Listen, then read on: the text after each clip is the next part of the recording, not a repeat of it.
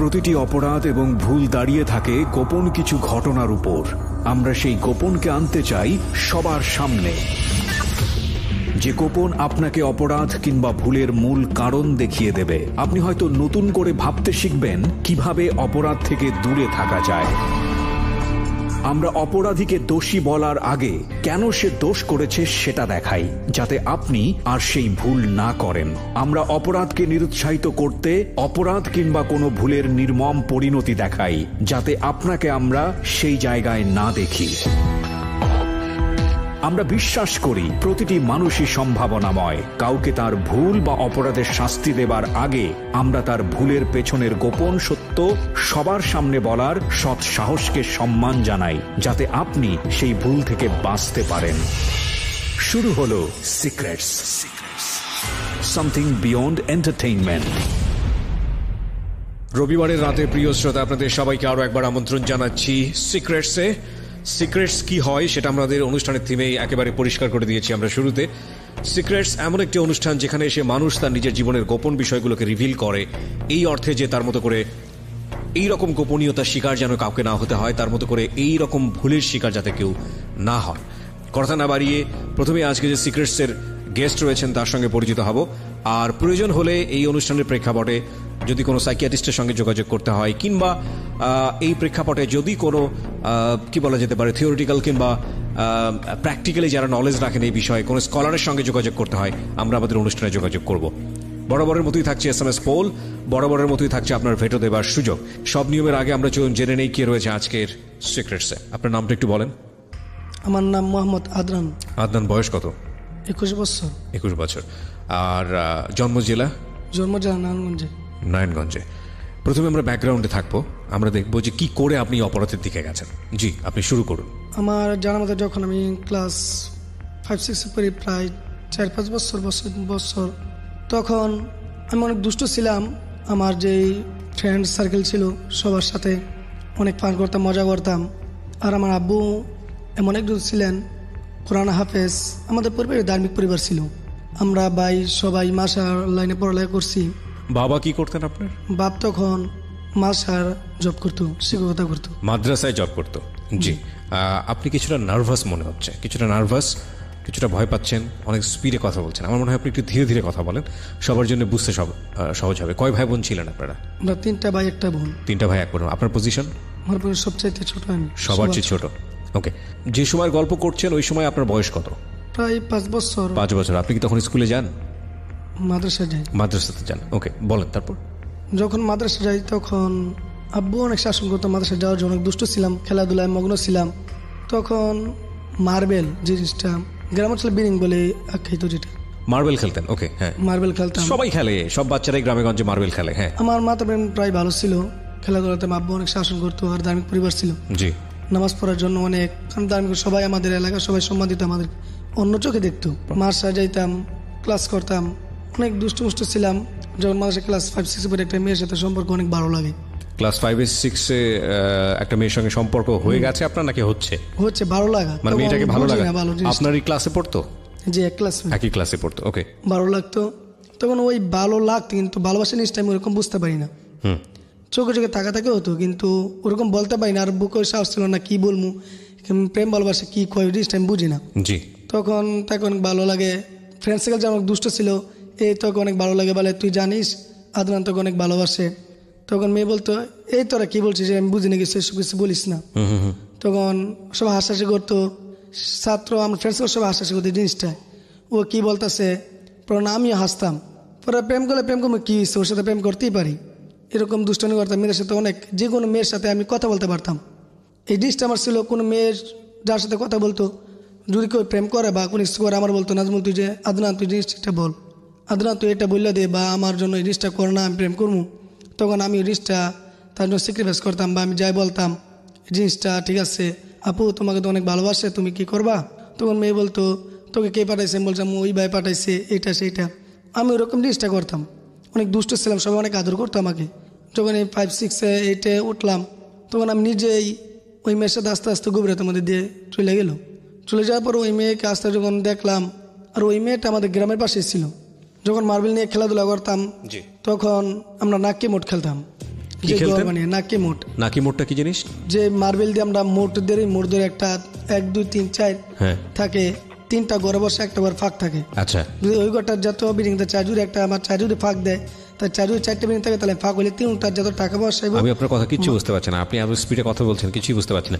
কোনো একটা খেলা, গ্রামগঞ্জের কোনো একটা খেলা, তাই তো? ওকে, হ্যাঁ বলেন তারপর। হ্যাঁ। নাকি মোট খেলতাম, তখন যখন মোট আনতাম 4টা ঘর থাকতো।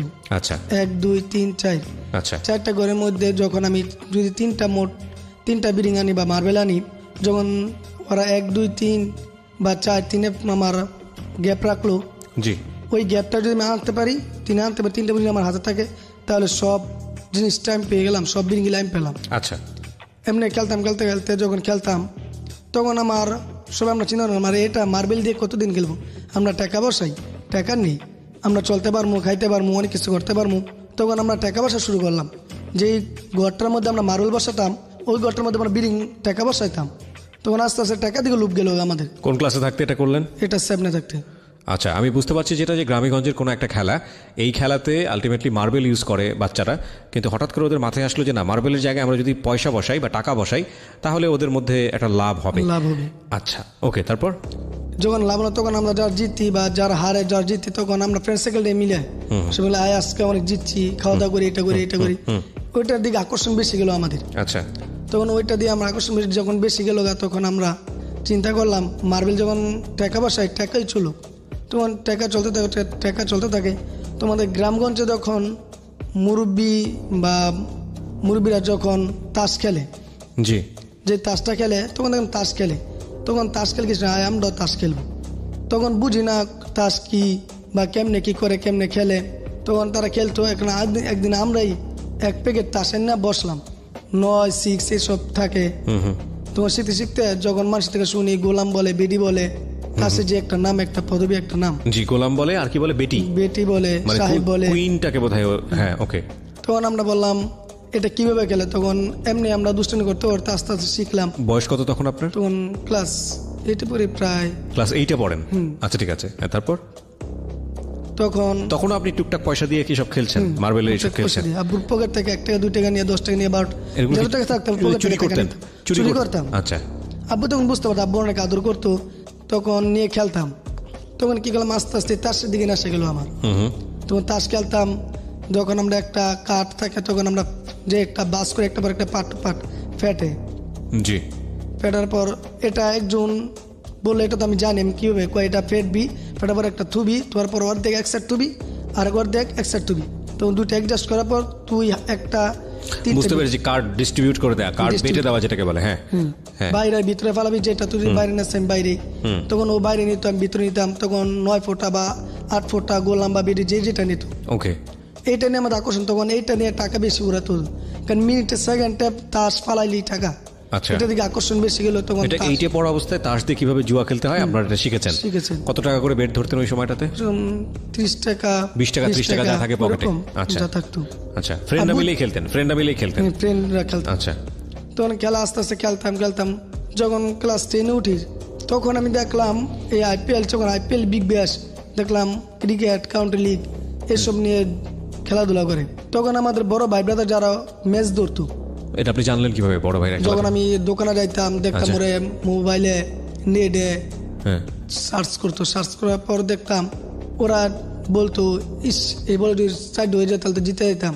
আচ্ছা, এটা বলতো। তখন আমরা বললাম, ভাই এটা কিভাবে হয়?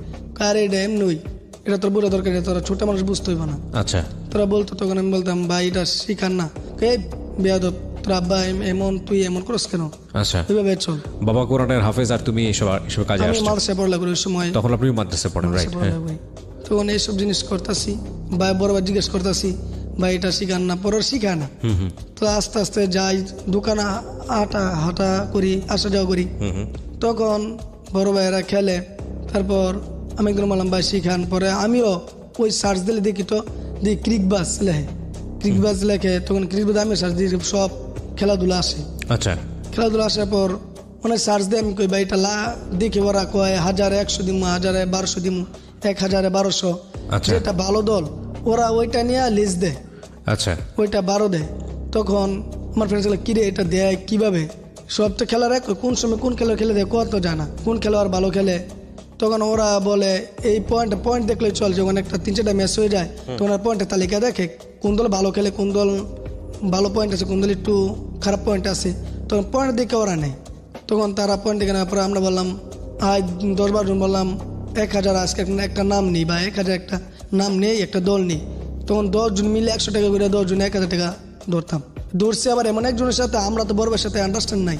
তখন কয়েকটা ছেলে থাকে যারা ছোট হলে একটু টাকা বেশি উড়ায়, তাদের সাথে হলো, তার সাথে বললাম ভাই আমার একটা নাম ধরাই দে না, আমি এমন ধরমু। কয় না তো ধরলাম তো না, 10 টাকা 20 টাকা খাস, এটি ধরলে পরে বড়দের মতো আব্বারা জানবো, অনেক রাগারি করবো আমাদেরকে। না জানতো না, তোরা আমার ধরাই দিই। পরে একটা নাম ধরাই দিল, ধরাই দেওয়ার পর ওই ম্যাচটা আবার জিতার পর মনুষ্য লাগে আরে 1000 1500 দিচ্ছিল, 500 টাকা লাভ। 1000 উৎসাহ লাগে আরে 1500 জিতে লাইছি, অনেক কিছু হয়, একটা দৌড়ি। পরে এমন ধরতে দৌড়ি, একটা আড়ি আর পর দূর আড়ি এমনি চলতো না, একটা বড় ডাইন নেই। পরে আবার আব্বুর পকেট থেকে একদিন নিচ্ছি 200 টাকা নেওয়ার পর সবাই মিলে যেমনি জোগাড় মজা 3টা নাম নিচ্ছি 3000 5000 দিব। 3000 পুরাটা আইরে গেছি আমরা। আর যাওয়ার পর হাই কি হইলো, কি আইরা গেলাম, ফ্রেন্ডসের সবাই মিলে একটা দৌড়মু। একটা ধরার পর চিন্তা করলাম ওদের সঙ্গ দিলে আমি এমনি লসে নেব, আমারটা আমি ধরা শুরু করলাম। ওরা একটা ভাই একজনের যায়, যেতে পারে 250 পারে 200 পারে যায় এমনি ধরে। আমি কি করলাম, আমার আব্বুর পকেট থেকে এমনি ধরে বড় ভাইয়ের কাছ থেকে আর আম্মুর কাছ থেকে দৌড়লাম। টাকা নিয়ে আম্মু 100 টাকা লাগবে, এক জায়গায় যাবো, আব্বু টাকা লাগবে, সেইটে ট্রেনে পড়ি, টাকা দিতই। ছেলে একটু বড় হয়েছে, টাকা চাইতে পারে, দিত। আব্বু জিনিসটা জানতো না, আর কই বলো না। আমার আব্বু এমন একটা লোক ছিল যে কই এসে বলবো আপনার ছেলে এটা করছে, আমার আব্বু বিশ্বাস করতো না কোনোদিনই। ওই ধরনের পরিবার ছিল আমাদের, আর সবাই শিক্ষিত ছিলাম। তখন এমন একবার আব্বুর কাছ থেকে আম্মুর কাছ থেকে নিতাম।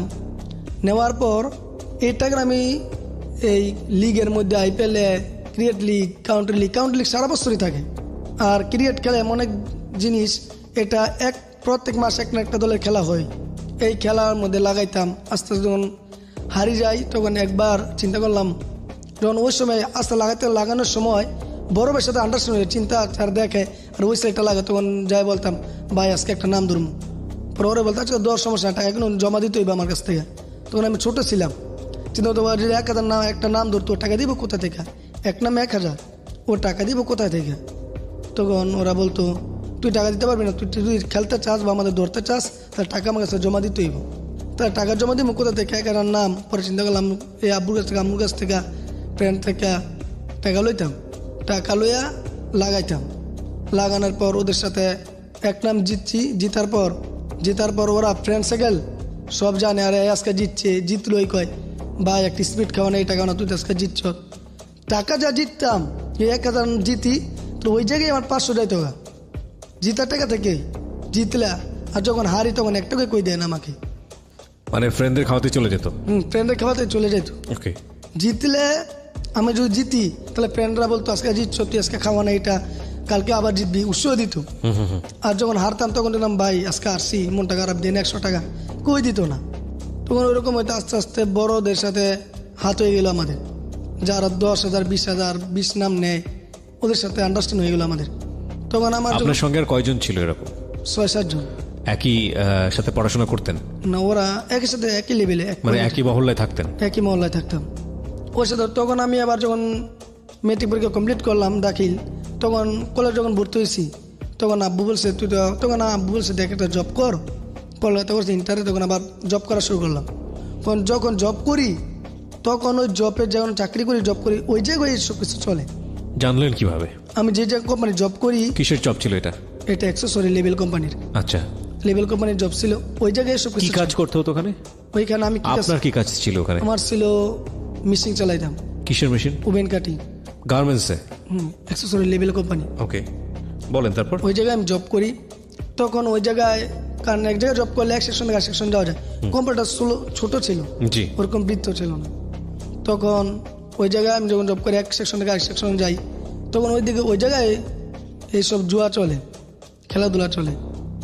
খেলাধুলা হওয়ার পর ওদের সাথে আন্ডারস্ট্যান্ড, কারণ ওই সময় আমি কাজ করে আব্বু তার জানা না, কারণ কলেজ যাই মাসে 1-2 বার।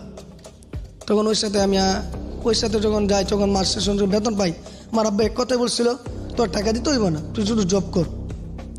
তখন মাস শেষে বেতন পাইলে ওইখানে যাই বসে থাকতাম, খেলাধুলা কলেজে হারতাম আর 1,000 টাকা রাখতাম তাসের জন্য।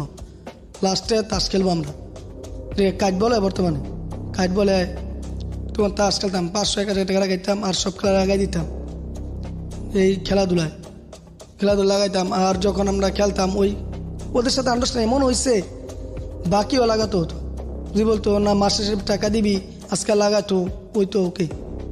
যেমন আজকে একটা খেলা গেল, আজকে লাগাই দিলাম, ভাই আজকে টাকা নাই, বেতন পাইলে টাকা দিব, স্যালারি পাইলে, তারা ওইটাই মানতো। তখন ওদের সাথে খেলতাম আস্তে আস্তে।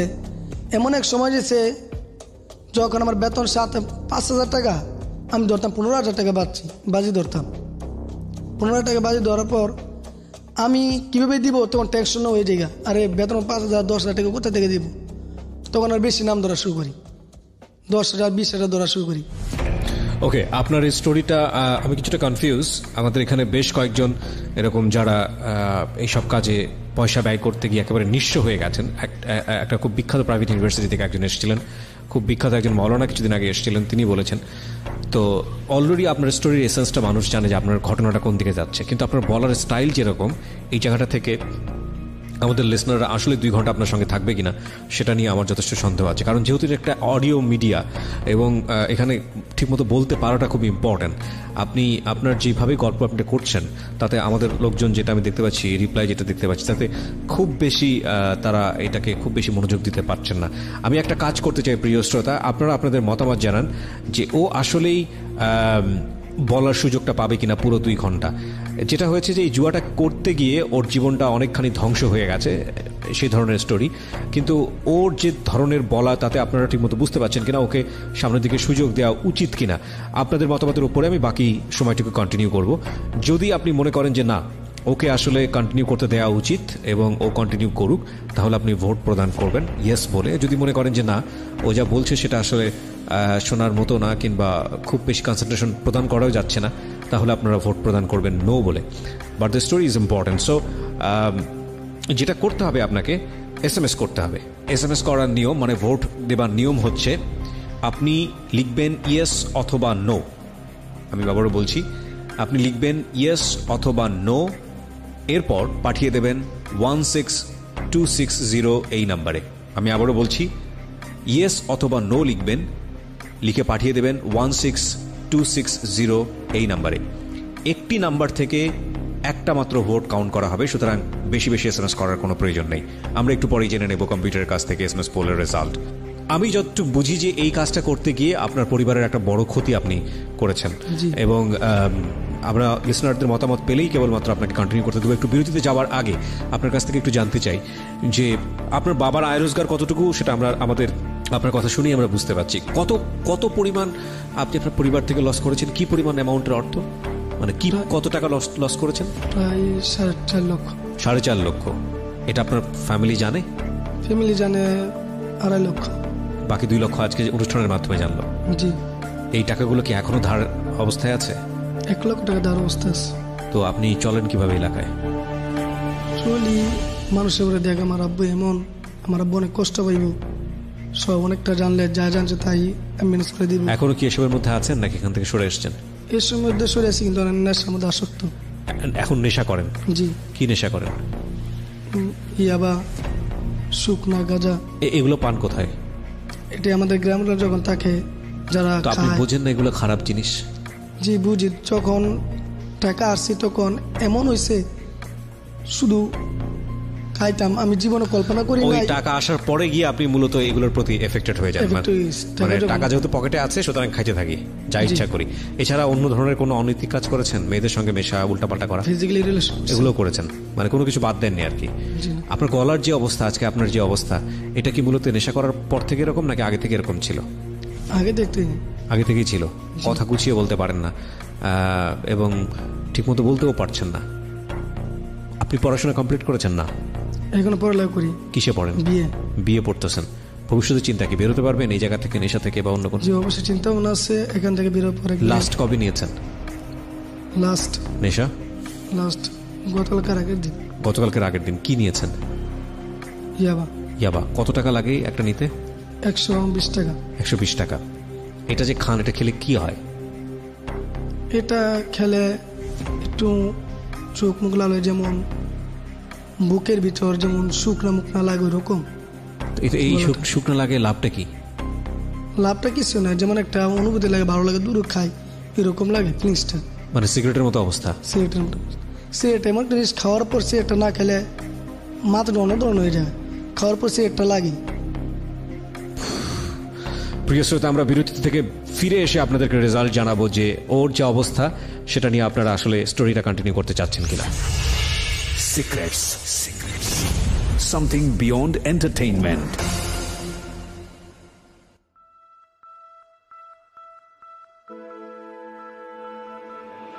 Love. Hate. Challenge. Motivation. Lies.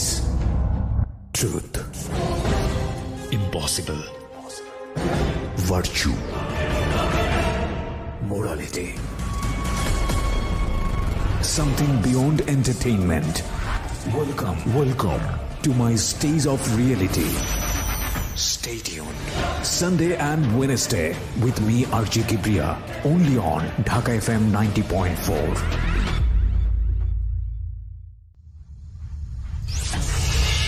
Secrets. Something beyond entertainment. বিরতির পর ফিরে আসলাম প্রিয় শ্রোতা। একটু আগে আমরা ভোটে দিয়েছিলাম আমাদের এই আজকের আদনানের যে জীবনের অপ্রিয় সত্যগুলো, সেগুলো বা সিক্রেটসগুলো আপনারা জানতে চান কিনা, কারণ ওর বলার ধরনটা যেরকম সেটা আসলে ঠিকমতো বুঝেও ওঠা যাচ্ছে না। পুরো 2 ঘন্টা আসলে অডিও মিডিয়াতে না বুঝলে সমস্যা, বলারের স্টাইল যার তার, কিন্তু না বুঝতে পারলে এটা নিয়ে আসলে আগানো খুব মুশকিল। তারপরেও আপনাদের অনুমতি চাচ্ছিলাম, আপনারা যেটা বলবেন সেটাই। তো সেখানে আমরা দেখতে পাচ্ছি 85% হচ্ছে নো ভোট, মানে ওনারা বলছেন যে আসলে কন্টিনিউ করতে দিতে চান না। আদনান, আই এম সরি, আমাদের বিষয়টা সম্পূর্ণই আমাদের শ্রোতাদের হাতে, তারা যেটা বলেন সেটাই আসলে কন্টিনিউ হয়। আপনার এই যে আপনার গল্পটা শুনতে চাচ্ছে না বা শোনার জন্য আপনাকে ফ্লোর দিতে চাচ্ছে না, আপনার লিসনারদের উদ্দেশ্যে কিছু বলার আছে কিনা একেবারে শেষ বেলায়? আমি একটা কথাই বলতে চাই, আমি যেসব কাজগুলি করেছি এইসব জিনিসগুলো যেন কেউ আর না করে, কারণ একটা ছেলের কাছে একটা পিতামাতা অনেক কিছু চাওয়ার থাকে। এসব নেশা আসক্ত না হওয়া মাদকের দিকে। আর আমি আপনাদের কাছে থ্যাংক ইউ। এবং আপনি নিজে এটা ফলো করেন, আপনি মানুষকে উপদেশ দেওয়ার আগে নিজে আগে ফলো করেন, কারণ গত পরশু দিন আপনি ইয়াবা নিয়েছেন, আপনি একটু আগে বলছিলেন। আপনি নিজে যদি এটা বুঝে বের হয়ে আসতে পারেন তাহলে আমার মনে হয় সেটা সবচেয়ে ভালো হবে। প্রিয় শ্রোতা, আমরা যেহেতু তাকে আর ফ্লোর দিচ্ছি না, আমাদের অনুষ্ঠানের সময় বাকি আছে, আমরা আরও একজন গেস্টকে আমাদের স্টেজে আমন্ত্রণ জানাবো।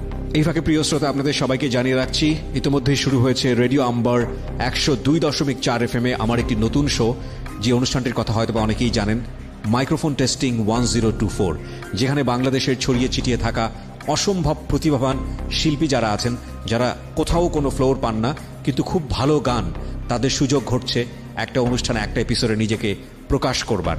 আপনি যদি খুব ভালো গান করেন এবং আপনি যদি মনে করেন এই অনুষ্ঠানটিতে আপনি অংশগ্রহণ করবেন, তাহলে এই নাম্বারটিতে ফোন দিতে হবে এবং নাম্বারটিতে ফোন দিয়ে ফোন থেকে আপনি যে নির্দেশনা পাবেন সেই অনুসারে আপনি কাজটি করবেন।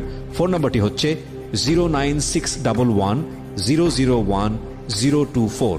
আমি বাংলায় বলছি এবং ধীরে ধীরে বলছি, 09611001-024। এই নাম্বারটিতে ফোন দিয়ে আপনি নির্দেশনা অনুসারে আপনি কাজটি করবেন।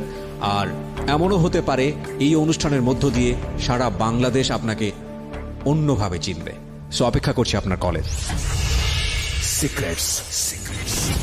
Something beyond entertainment.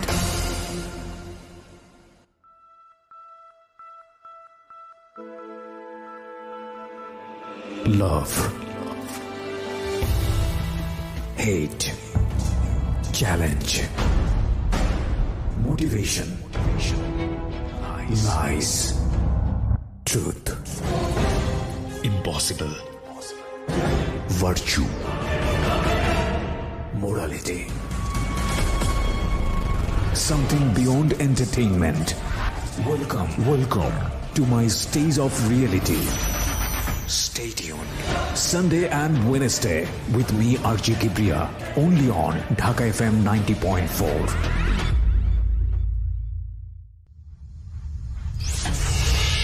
Secrets. Something beyond entertainment. অনুষ্ঠানের নিয়ম অনুযায়ী আপনাদেরকে জানিয়ে রাখছি যে এখানে যারা কনফেস করেন, এখানে যারা ভুল বলেন, অপরাধ বলেন, কিংবা নিজের জীবনের এমন কোনো সিক্রেটস রিভিল করেন, তারা আমাদের কাছে সম্মানের পাত্র ইন দ্যাট সেন্স, এই অর্থে যে তারা তাদের ভুল বুঝতে পেরে, পরিণতি বুঝতে পেরে, নিজের বিবেক বোধের জায়গা থেকে লাখ লাখ মানুষকে সচেতন করবার জন্যে আমার সামনে খুব কাছাকাছি একটা চেয়ারে বসে নিজের জীবনের ভুলগুলো বলেন। সুতরাং তাদের দিকে আঙ্গুল তোলা আমাদের উদ্দেশ্য নয়। আজকের এই গল্পটা অনেকখানি নিজের সীমাবদ্ধতার জায়গা থেকে, ফিলিংসের সীমাবদ্ধতার জায়গাটা থেকে আপনাকে অনেকখানি গেস্টের দিকে আঙ্গুল তোলার জন্যে ইমোশনের জায়গাটা থেকে বারবার ভেতর থেকে তাড়িত করবে। কিন্তু আপনাদেরকে প্রথমেই বলে নিচ্ছি, যিনি গেস্ট তার জায়গায় নিজেকে চিন্তা করুন, তার জায়গায় আপনি যাতে কখনো এরকম ভুল না করেন, সেজন্যই আমাদের এই অনুষ্ঠান। সুতরাং গেস্টের দিকে আঙ্গুল তোলা নয়, আঙ্গুলটা নিজের দিকে তুলুন। ওকে শুনে আপনি ভালো থাকুন, ওর পরিণতি জেনে আপনি ভালো থাকুন। শুরু করছি আমাদের সিক্রেটস, এবং একই সাথে আমি আপনাদেরকে বলবো, ঢাকা এফএম-এর যে পেজটিতে আপনারা যারা কানেক্টেড আছেন, কিংবা আমার পেজটিতে যারা কানেক্টেড আছেন, এখানে যে পোস্ট দেওয়া হয়, ফেসবুক পোস্ট, সেখানে আপনারা কমেন্টস করবেন, প্লিজ কমেন্টস করবেন এই গল্পটা চলাকালীন সময়। কারণ যে কমেন্টসগুলো আপনারা করছেন এখানে, গেস্ট যিনি আসেন তিনি প্রত্যেকটি কমেন্টস এবং আমি খুঁটিয়ে খুঁটিয়ে পড়ি, সুতরাং কমেন্টস করবেন। ওকে, প্রথমে আপনার নামটা একটু বলুন। আমার নাম মোহাম্মদ শাকিল হোসেন। শাকিল হোসেন, আপনি তো সিক্রেটস অনুষ্ঠানটা শোনেন। জি। আপনার কখনো কি মনে হয়েছে যে এই অনুষ্ঠানে গিয়ে যদি আমি আমার কথাগুলো বলি, সেটা আমার জন্য ক্ষতির কারণ হতে পারে? না। কেন মনে হয়নি? আমার কাছে মনে হয় যে আমি যদি এটা বলি তাহলে আমার ভিতরে যতটুকু সেন্সিটিভ বিষয়গুলো আছে এগুলো সবাই জানতে পারবে। আমি যে ভুলগুলো করছি সেই ভুলগুলো অন্য করবে না। রাইট। এই প্রশ্নটা আমাকে অনেকেই করেন যে ভাইয়া, তোমার এখানে যারা আসেন, মানে সিক্রেটস অনুষ্ঠানে, অনেক বড় বড় ভুল করা, অপরাধ করা মানুষ, তাদের কি কোনো সমস্যা হয় না? তাদের পরবর্তীতে কোনো সমস্যা হয় না? এই প্রশ্নের উত্তর আমি মোটা দাগে যেভাবে দেই, যে আমরা তাদেরকে এমনভাবে প্রেজেন্ট করি এখানে, সামাজিকতার কথা চিন্তা করে, আইনি কথা চিন্তা করে, সমস্ত কিছু চিন্তা করে, যাতে করে তার ব্যক্তিগত জীবন এবং একই সাথে সামাজিক জীবন কোনোভাবেই ক্ষতিগ্রস্ত না হয়। এবং সেই অর্থে আপনি একেবারে নিশ্চিত থাকতে পারেন, কারণ এই মানুষগুলো নিজের বিবেকের তাড়না বোধ থেকে মানুষের উপকার করতে আসে। উল্টো তাদের ক্ষতি হোক, এটা নিশ্চয়ই আমরা চাইব না। সুতরাং সেদিক থেকে আপনি একেবারে নিশ্চিত থাকতে পারেন। যারা এই অনুষ্ঠানে অংশগ্রহণ করতে চান তারা ফোন দেবেন আমাদেরকে এই নাম্বারে 09611904 আমি আবারও বলছি 09611904 শাকিল, ফ্লোর দিচ্ছি আপনাকে। আমি প্রথমে ব্যাকগ্রাউন্ড থেকে শুরু করতে চাই। জি জি, আমি ছোটবেলা থেকেই বলতে চাই। নিশ্চয়ই। আমি ছোটবেলা যখন, আমি গল্পের সুবিধার জন্য একটু বলে রাখি যে আমার মা নেই, বাবা আছেন, তবে বাবা থেকেও না থাকাই সমান কথা। এটাকে আপনি ওই ছোটবেলার গল্পের কথা বলছেন? জি। আচ্ছা, তো জন্মের পরে আপনি আপনার মাকে কখনো দেখেননি? না। কেন দেখেননি? আমি আমার চাচির কাছে মানুষ হয়েছি ছোট থেকে। ওকে। তো আমার চাচি অনেক ভালো ছিল। আমার কি শুনেছেন আপনি মা না থাকার গল্পটা কি? আমি যতটুকু শুনছি, আমার মার বাসা ছিল নোয়াখালী। আচ্ছা। হ্যাঁ, আর নোয়াখালী মানুষ কিরকম হয় সেটা অনেকেরই পরিচিত আছে। আচ্ছা। আর তাছাড়া আমার মা, আমার যখন 7 মাস বয়স ছিল, আমাকে, আমাদের তো টিউবওয়েল কল, টিউবওয়েল কলের ড্রেনের মধ্যে ফালাই দিয়ে ছুঁয়ে চলে গেছিল। এমন অবস্থায় আমি মানুষ হয়েছিলাম। এটা আপনি চাচার কাছ থেকে শুনেছেন? জি, এবং প্রতিবেশীর কাছে শুনেছি। ড্রেনের ভিতরে কেন ফেলে দিয়ে গেছিল, কারণটা কি? কারণ আমার বাবার সাথে একটু গন্ডগোল হয়েছে, গন্ডগোল হওয়ার কারণে আমাকে ফালাই দিয়ে চলে গেছে। এই স্মৃতিটা নিয়ে আপনি বড় হয়েছেন? জি। চাচা চাচি বা আরো পাড়া প্রতিবেশী আপনাকে বলেছে মার সম্পর্কে এই কথা? জি।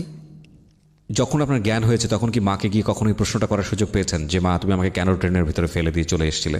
না, সুযোগ পাইনি তো কখনো। তো তাকে এখন পর্যন্ত তার কোনো খবরই পাইনি আমি। জানেনও না আপনার মা কোথায় আছে? না। কেউ আপনাকে কখনো বলেওনি? না, কেউ কখনো বলেনি। আপনার কখনো জানতেও ইচ্ছা করেনি, বের করতেও ইচ্ছা করেনি? না, আমার ইচ্ছা করেনি। কখনোই করেনি? না। কেন করেনি? কেন করেনি, আমার ইচ্ছে করতো। আমি এখন, আমার বয়স 23। হ্যাঁ, তো এই পর্যন্ত একটা বারের জন্য আমার একটা সন্তান আছে, সন্তানটা কেমন আছে, আমার মা কিরকম আছে, কখনো দেখতে আসেনি। তো সেই কারণে আমি কখনো আমার মাকে আমি কখনো দেখতে চাইও না। এই ঘটনার সত্যতা আমরা জানি না যে মা তাকে ড্রেনের ভিতরে আদৌ ফেলে গিয়েছিল কিনা, বা মা আসলে কি পরিস্থিতিতে তাকে ড্রেনের মধ্যে ফেলে দিয়ে গিয়েছিল। তবে ও যেটা বলেছে সেটা 100% কারেক্ট। এই জায়গাটা থেকে ওকে আমার বলার কিছু নেই যে আমার বয়স 23 বছর, এই 23 বছরে একবারের জন্য মা আমাকে দেখতে আসেনি। সেই জায়গাটা থেকে ও মায়ের প্রতি রাগ করতেই পারে, কিন্তু এই ট্রেনের ব্যাপারটি নিয়ে আমার বলার সেটা হলো, মাকে নিয়ে কেউ একজন বলেছে এক কথা, সেটা সন্তান হিসেবে আমি হয়তো ছোটবেলায় বিশ্বাস করেছি, কিন্তু আমার প্রাপ্তবয়স্কে সময় হয়ে গেলে আমি সেটাই বিশ্বাস করে মার কাছ থেকে দূরে থাকবো, সেটা একেবারেই অনুচিত। কজ ঘটনা তো উল্টোটাও হতে পারে, যে মার কাছ থেকে দূরে রাখার জন্য আমাকে এটা বলা হয়েছে, কিংবা ড্রেনে ফেলার পেছনের কারণটা তো আমি জানি না, যেটা জানলে হয়তো বা আমি নিজেও বুঝতে পারবো যে হ্যাঁ, মার জায়গায় যদি আমি থাকতাম তাহলে ট্রেনে না, হয়তো আরও অন্য কোনো কিছু করতাম। দেখুন, কখনোই নিজের ইমাজিনেশন দিয়ে কোনো গল্পকে জাজ করবেন না, কজ মানুষের যার যার জীবনে যেটা ঘটে সেই আসলে জানে যে ঘটনার ইম্প্যাক্ট আসলে কি দাঁড়াতে পারে, otherwise it can be imagine. Okay, বলুন, একেবারে ছোটবেলায় আছি আমরা। জি, আমার যতটুকু মনে আছে সেখান থেকেই বলতেছি। আমার যখন 9 বছর বয়স, তখন আমি ফার্স্ট স্কুলে ভর্তি হই। হ্যাঁ, তখন আমি ফার্স্ট স্কুলে ভর্তি হই 9 বছর বয়সে, কারণ আমাদের ফ্যামিলিতে অনেক অভাব ছিল। আচ্ছা, অনেক অভাব ছিল, এমন সময় গেছে আমরা 3 বেলার খাবার একবারও পাইনি। আমার চাচি একটা বাসা বাড়িতে কাজ করতো, আর আমার চাচা তখন অনেক অসুস্থ ছিল। তো তখন আমরা 3 বেলার খাবার একবারও পাইনি। আমি পড়বো কিভাবে? রাইট। একটা কলম কেনার টাকা নেই, সেখানে আমরা পড়বো কিভাবে? তারপরেও আমি অনেক চেষ্টা করছি পড়াশোনা করার জন্য। তো আমি তখন 9 বছর বয়সে ক্লাস 1-এ ভর্তি হলাম। ভর্তি হওয়ার পরে ভর্তির রোল ছিল আমার 82 ভর্তি রোল। তো তখন আমি পড়াশোনা করতে থাকি, একটু একটু এরকম করেই পড়তেছি। কখনো আমি ক্লাস 1-এ যখন পরীক্ষা দিতে গেছি, আমি সকালবেলা কোনো কিছু খেয়ে যাইনি। আমার পরীক্ষা দিতে দিতে দুপুর হয়ে যাচ্ছে, আমার হাতের কলম লিখতেছে না, এরকম একটা পরিস্থিতি। তো তারপরেও আমি পরীক্ষা দিয়েছি, অনেক ভালো হয়েছে পরীক্ষা। তারপরেও আমার পরীক্ষা ক্লাস 2-তে আমার 24 হয়েছিল আমার পরীক্ষার রেজাল্ট। তো এরকম রেজাল্ট ভালো দেখে আমার স্কুল থেকে অনেক সহযোগিতা করে, কলম টলম বই খাতা সম্পূর্ণ তারাই দেয়। তো আমার ওই দিক দিয়ে আমার একটু পড়াশোনা করতে সুবিধা হতো। জি। তো তারপর পড়াশোনা করতে করতে আমি তখন ক্লাস 3-তে উঠলাম। ক্লাস 3 পরীক্ষা এখনো দেইনি। তো আমাদের বাড়িতে তো এমনিতে অভাব চলতেইছে। বাবা মানে এমন একটা অসুস্থতা হয়েছিল, মানে যাকে আমি বাবা বলতে চাই সে আমার চাচা, তাকে আমি বাবা বলেই ডাকি, এবং আমার চাচিকেও আমি মা বলেই ডাকি। আপনার আসল বাবা কোথায় গেল? আমার আসল বাবার কোনো খবর নেই। মানে আমার আসল বাবা, আমার 7 বছর যখন বয়স ছিল, তখন আমার মুখে ঘা হয়েছিল। আমি ভাত জিনিসটা আমি খাইতে পারি না। আমি শুধু 3 বেলায় একটা চা খাই। সেই চা খাওয়ার জন্য আমার চাচি তো বাসায় নেই, আমার চাচাও তখন ছিল না, চাচা বাইরে ছিল। তো তারপর বাবাকে আমি বলি যে আমি একটা চা খাবো, আমাকে একটা চা কিনে খাওয়াও। আমাকে সে চাটা খাওয়ায়নি, আমাকে ওখান থেকে বাড়ির উঠান থেকে সটাইতে বাইরে ফেলে দিচ্ছিল। এরকম একটা অবস্থায় ছিলাম আমি।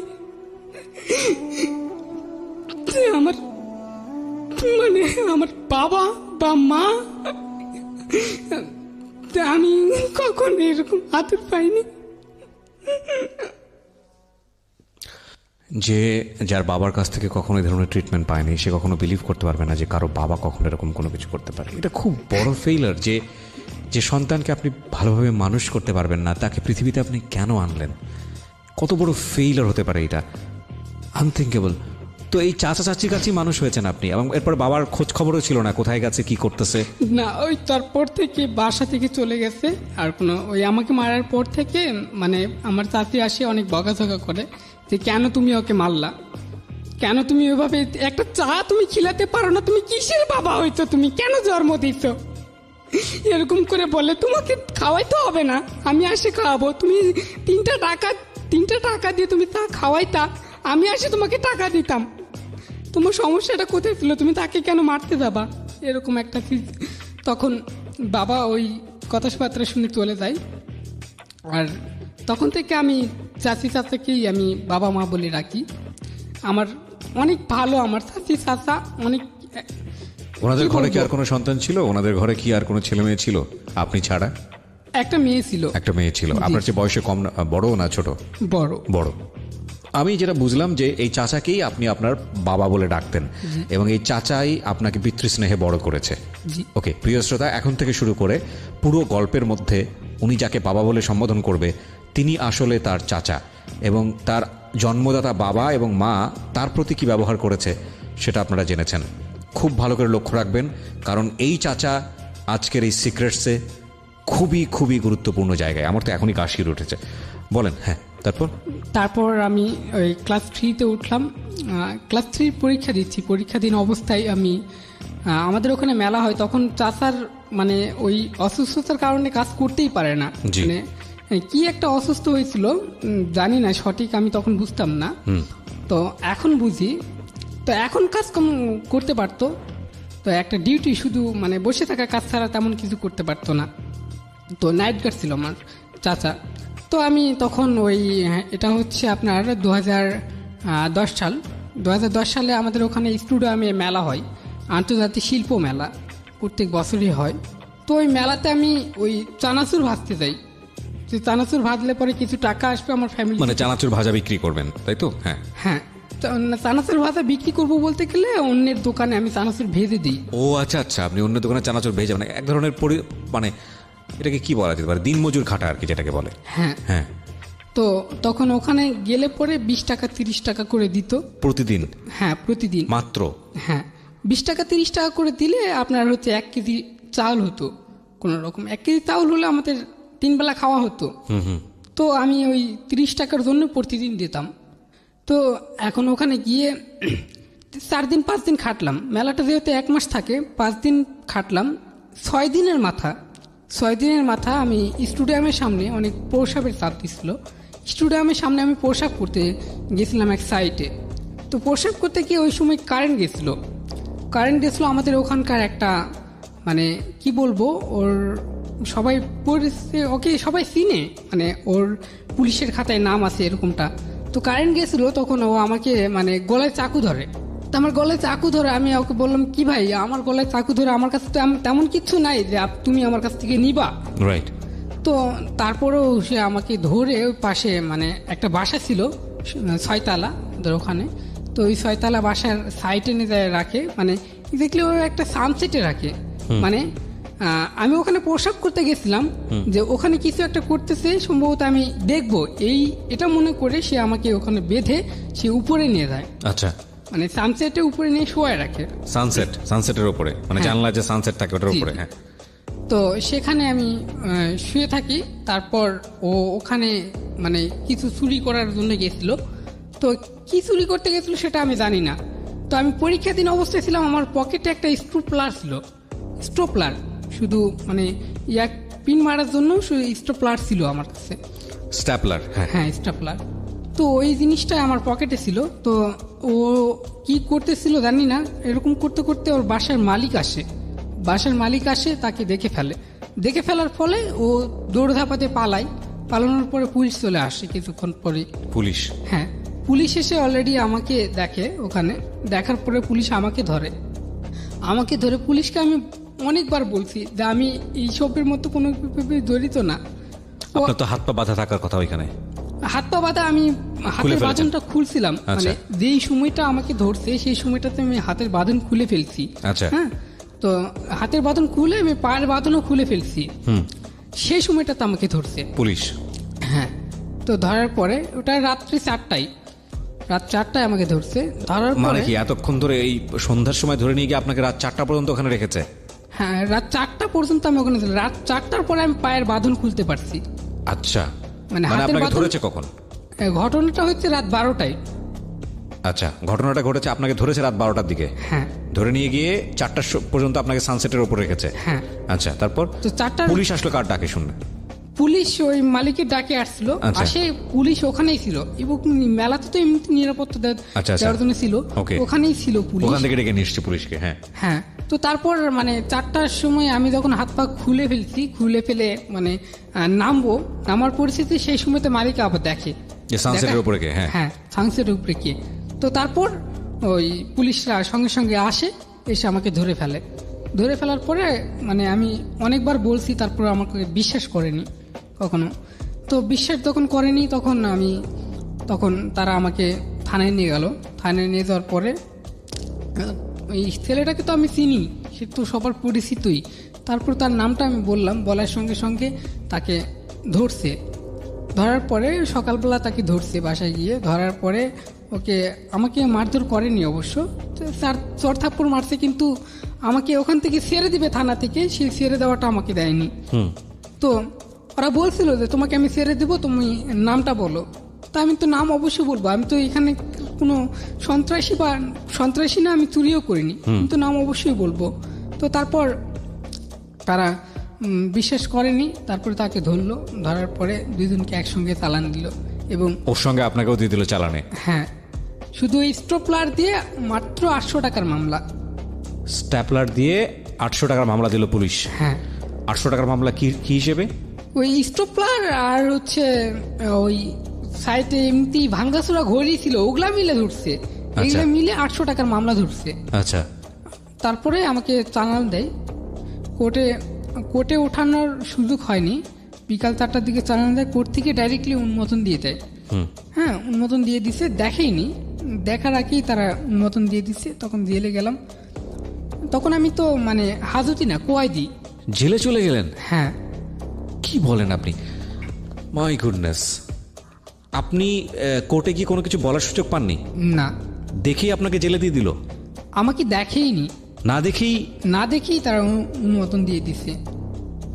What a shame man. Okay, তারপর আমি যখন জেলে যাই, জেলে যাওয়ার পরে তো অনেক কান্নাকাটি করি। তবে আমার ফ্যামিলি খবর পেলো, চাষি খবর পেলো? আমার ফ্যামিলি খবর পাইছে 5 দিন পর খবর পাইছে। ততক্ষণ আপনি জেলে? হ্যাঁ, কয়েদির জায়গায় ছিলেন। হ্যাঁ, বলেন। তারপর খবর পাইছে। খবর পাওয়ার পরে তো আমাকে জামিন করবে সেই সামর্থ্য তো নাই। রাইট, আপনি জেলে ছিলেন, আপনি 1 কেজি চাল কেনার জন্য আপনি কাজ করছেন, চানাচুর ভাজছেন, সামর্থ্য কোত্থেকে আসবে তাদের? যেটা আপনি বলছিলেন যে আপনি জেলে গেলেন, ফার্স্ট এক্সপিরিয়েন্স আপনার জীবনে জেলের, আমি একটু শুনতে চাই, কি দেখলেন ওখানে? তো তারপর আমি জেলে গেলাম। ওখানে মানে আমাদের ওখানে 5টা ওয়ার্ড ছিল। জি। ওখানে কিশোর ওয়ার্ড ছিল। তো কিশোর ওয়ার্ডের মধ্যে বৃদ্ধ রাখা হতো এবং কিশোর যারা তাদেরকে রাখা হতো। এই টোটাল এদের এই 2 মিলে একটা রাখা হতো। তো ওখানে থাকি, দায়িত্ব আমি অনেক কান্নাকাটি করি। তারপরে ওরা আমাকে সান্ত্বনা দিত। মানে জেলে সবার থেকে ছোট আমি ছিলাম। আরো ছোট কম বয়সী ছেলেপেলে আছে, কিন্তু সবার থেকে ছোট আমি ছিলাম। তো তারপর তারা আমাকে ওখান থেকে করে, তারপরে বাসায় যখন খবর দেয় 7 দিন পরে আমাকে দেখতে আসার পরে অনেক কান্নাকাটি করা হয়। কান্নাকাটি করার পরে সমশিবা অফিসে তারা গেছিল।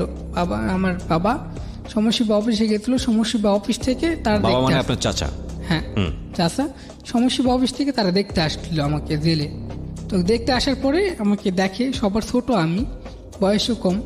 তবে তারা বয়স দিয়েছিল সেখানে 15 বছর, আমার সার্টিফিকেট হিসাবে তখন বয়স ছিল আমার 12 বছর। তো তারপর তারা দেখতে আসার পরে 1.5 মাস পরে জামিন হয়েছে। 1.5 মাস আপনি জেলে থাকলেন? হ্যাঁ, 1.5 মাস জেলে থাকলাম। কিন্তু জেলে থাকা অবস্থায় বেশ কয়েকজনের সাথে পরিচিত হয়। আচ্ছা। তো তার মধ্যে আমাদের ওখানকার বিখ্যাত সন্ত্রাস ছিল পলসন। কি নাম? পলসন। হ্যাঁ। আচ্ছা। এখন মৃত। এখন সে মারা গেছে? কিভাবে মারা গেছে? এখন তাকে ওই অন্যরাই মারছে, বিরোধী দলেরাই মারছে। বাকি সন্ত্রাসীর যারা ছিল, ওর অপোজিশনে যারা ছিল, তারা মেরে ফেলেছে। আচ্ছা। তো পলসনের সঙ্গে আপনার পরিচয় কিভাবে? পলসনের সাথে ওই একসঙ্গে ওই দুপুর 3টার সময় ছেড়ে দিত। কোন এলাকার সন্ত্রাসী উনি? ও আমাদের ওখানকার সদরের। আপনাদের ওখানকার বলতে কোথায়? চিটাগং? এটা বগুড়া। বগুড়া? হ্যাঁ। বগুড়া কোথাকার এটা? এটা বগুড়া আপনার হচ্ছে কালাই থানা। আপনার বাড়ি কোথায়? আমার বাড়ি বগুড়া। আপনার বাড়ি বগুড়া? হ্যাঁ। আচ্ছা। তো মহাস্থান গড়ে ওই সময়টাতে আপনি হচ্ছে পলসনের সঙ্গে পরিচিত হচ্ছেন। তো বগুড়ার কালাই থানার হলো আপনি যেটা বলছিলেন যে সে সন্ত্রাসী ছিল। ওকে, তারপর? হ্যাঁ। তো তারপর ওই তার সাথে দেখা হওয়ার পরে সে আমাকে ভালোবাসতো। মানে জেলে তো খাবারের আইটেমে একটু সমস্যা হতো। তো সকালবেলা যেহেতু রুটি শুধু ছিল, সে আমার জন্য খিচুড়ি কোনো একটা আইটেম পাঠাইতো। ব্যাকগ্রাউন্ডে আছি আমরা, প্রিয় শ্রোতা, একটা সুন্দর ভবিষ্যৎ কিভাবে নষ্ট হয় সেই জায়গাটিতে আমরা আছি, এবং নষ্ট যার জন্য আমরা করছি সে আমাদেরকে কতটুকু নষ্ট করে সেটাও আমরা দেখাবো। নষ্ট করে কি সে ভালো থাকে? তার জীবনটা কি হয় সেটাও আপনারা জানবেন। সিক্রেটস একজনের সিক্রেটস হাজার জনের জন্য শিক্ষা। মনে রাখবেন, আজকে যিনি গেস্ট তার দিকে আমরা আঙ্গুল তুলব না, তাকে নিজের জায়গাটায় বসাবো, যাতে করে আমরা তাদের মতো করে ভুল না করি। ইন দ্য মিন টাইম চলে আসতে পারেন আমার ফেসবুক পেজে। ফেসবুকের ঠিকানা www.facebook.com/kibriya.rj। আমি আবারও বলছি www.facebook.com/KEBRIA.RJ। পেজটি RJ কিবরিয়া নামে আছে। And please like this page. Like দেওয়ার সঙ্গে সঙ্গে কিন্তু আপনি আমার পেজের মেম্বার হয়ে যাবেন। ইন দ্য মিন টাইম আপনি চলে আসতে পারেন ঢাকা এফএম এর পেজটিতেও।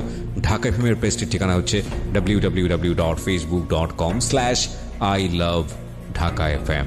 এই ফাঁকে প্রিয় শ্রোতা, আপনাদের সবাইকে জানিয়ে রাখছি ইতিমধ্যেই শুরু হয়েছে রেডিও আম্বার 102.4 FM এ আমার একটি নতুন শো, যে অনুষ্ঠানটির কথা হয়তো অনেকেই জানেন, মাইক্রোফোন টেস্টিং 1024, যেখানে বাংলাদেশের ছড়িয়ে ছিটিয়ে থাকা অসম্ভব প্রতিভাবান শিল্পী যারা আছেন, যারা কোথাও কোনো ফ্লোর পান না কিন্তু খুব ভালো গান, তাদের সুযোগ ঘটছে একটা অনুষ্ঠানে একটা এপিসোডে নিজেকে প্রকাশ করবার। আপনি যদি খুব ভালো গান করেন এবং আপনি যদি মনে করেন এই অনুষ্ঠানটিতে আপনি অংশগ্রহণ করবেন, তাহলে এই নাম্বারটিতে ফোন দিতে হবে এবং নাম্বারটিতে ফোন দিয়ে ফোন থেকে আপনি যে নির্দেশনা পাবেন সেই অনুসারে আপনি কাজটি করবেন। ফোন নাম্বারটি হচ্ছে 09611001024। আমি বাংলায় বলছি এবং ধীরে ধীরে বলছি, 096101001024। এই নাম্বারটিতে ফোন দিয়ে আপনি নির্দেশনা অনুসারে আপনি কাজটি করবেন। আর এমনও হতে পারে এই অনুষ্ঠানের মধ্য দিয়ে সারা বাংলাদেশ আপনাকে অন্যভাবে চিনবে। সো অপেক্ষা করছি আপনার কলের। ফিরছি 2 মিনিট পর। Secrets. Something beyond entertainment.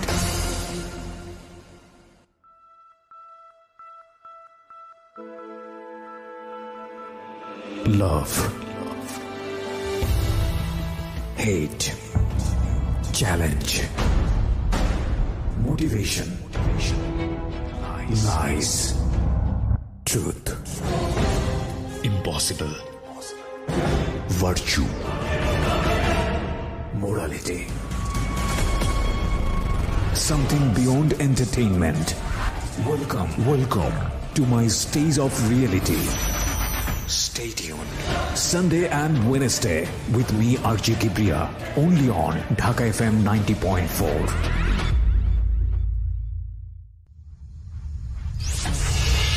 Secrets. Something beyond entertainment. স্বাগত আরো একবার। শুনছেন সিক্রেটস ঢাকা FM 90.4-এ। আমি RJ কিবরিয়া আছি আপনার সঙ্গে এবং আজকে এখানে শাকিল তার জীবনের সিক্রেটস রিভিল করছে। যারা এই অনুষ্ঠানে আসতে চান প্লিজ আমাদেরকে ফোন দেবেন। আমাদের ফোন নাম্বারটি হচ্ছে 09611904 আমি আবারও বলছি 09611904 আর শাকিল এসছে বগুড়া থেকে। শাকিল, তারপর তারপর কোনো একটা আইটেম পাঠাতো আমাকে খাবারের জন্য। তো তার এইভাবে 1.5 মাস কাটলাম। যখন জাবিন হয়, আমার জাবিনের সময় সে আমাকে একটা অ্যাড্রেস দিচ্ছিল। পলসন? হ্যাঁ, অ্যাড্রেসটা আমার হাতে লিখে দিচ্ছিল ছোট ছোট করে, যাতে যেন বুঝতে না পারে, চেক করে। আর তাছাড়াও জেলেও আর পাওয়ার ছিল অনেক পলসনের। হ্যাঁ, যেহেতু আমি এটা কালাই থানাতে ধরা পড়ছিলাম, তো কালাই থানা থেকে এটা আপনার হচ্ছে ইয়াকে জয়পুরহাট জেলে নেয়। ওকে। তো কালাই থানা যেহেতু জয়পুরহাট এরিয়ার মধ্যে, জয়পুরহাট জেলে নেয়। তো তখন ওখানকার আমাকে অ্যাড্রেস লিখে দেয়। তখন জয়পুরহাটে ওই অ্যাড্রেসে যাইতে বলছিল, কিন্তু যাই নাই। তারপরে আমি বের হয়ে আসার পরে অনেক পড়াশোনা তো আর করতেই পারলাম না, আর হলো না। মানে আসার পরে এমন একটা অভাবের মতো পড়লাম যে আমার মা আমার জামিনের জন্য 10,000 টাকা ধার করছিল। সেই 10,000 টাকা কোথা থেকে ম্যানেজ করবে সেই টেনশনে ছিলাম আমি, বাবা সবাই ছিল। তো আমি তখন একটা চায়ের দোকানে কাজ করতাম। জি। একটা চায়ের দোকানে ঢুকি, চায়ের দোকান থেকে আমাকে রোজ 50 টাকা দিত। 50 টাকা রোজে আমি তখন ওই চায়ের দোকানে থাকি।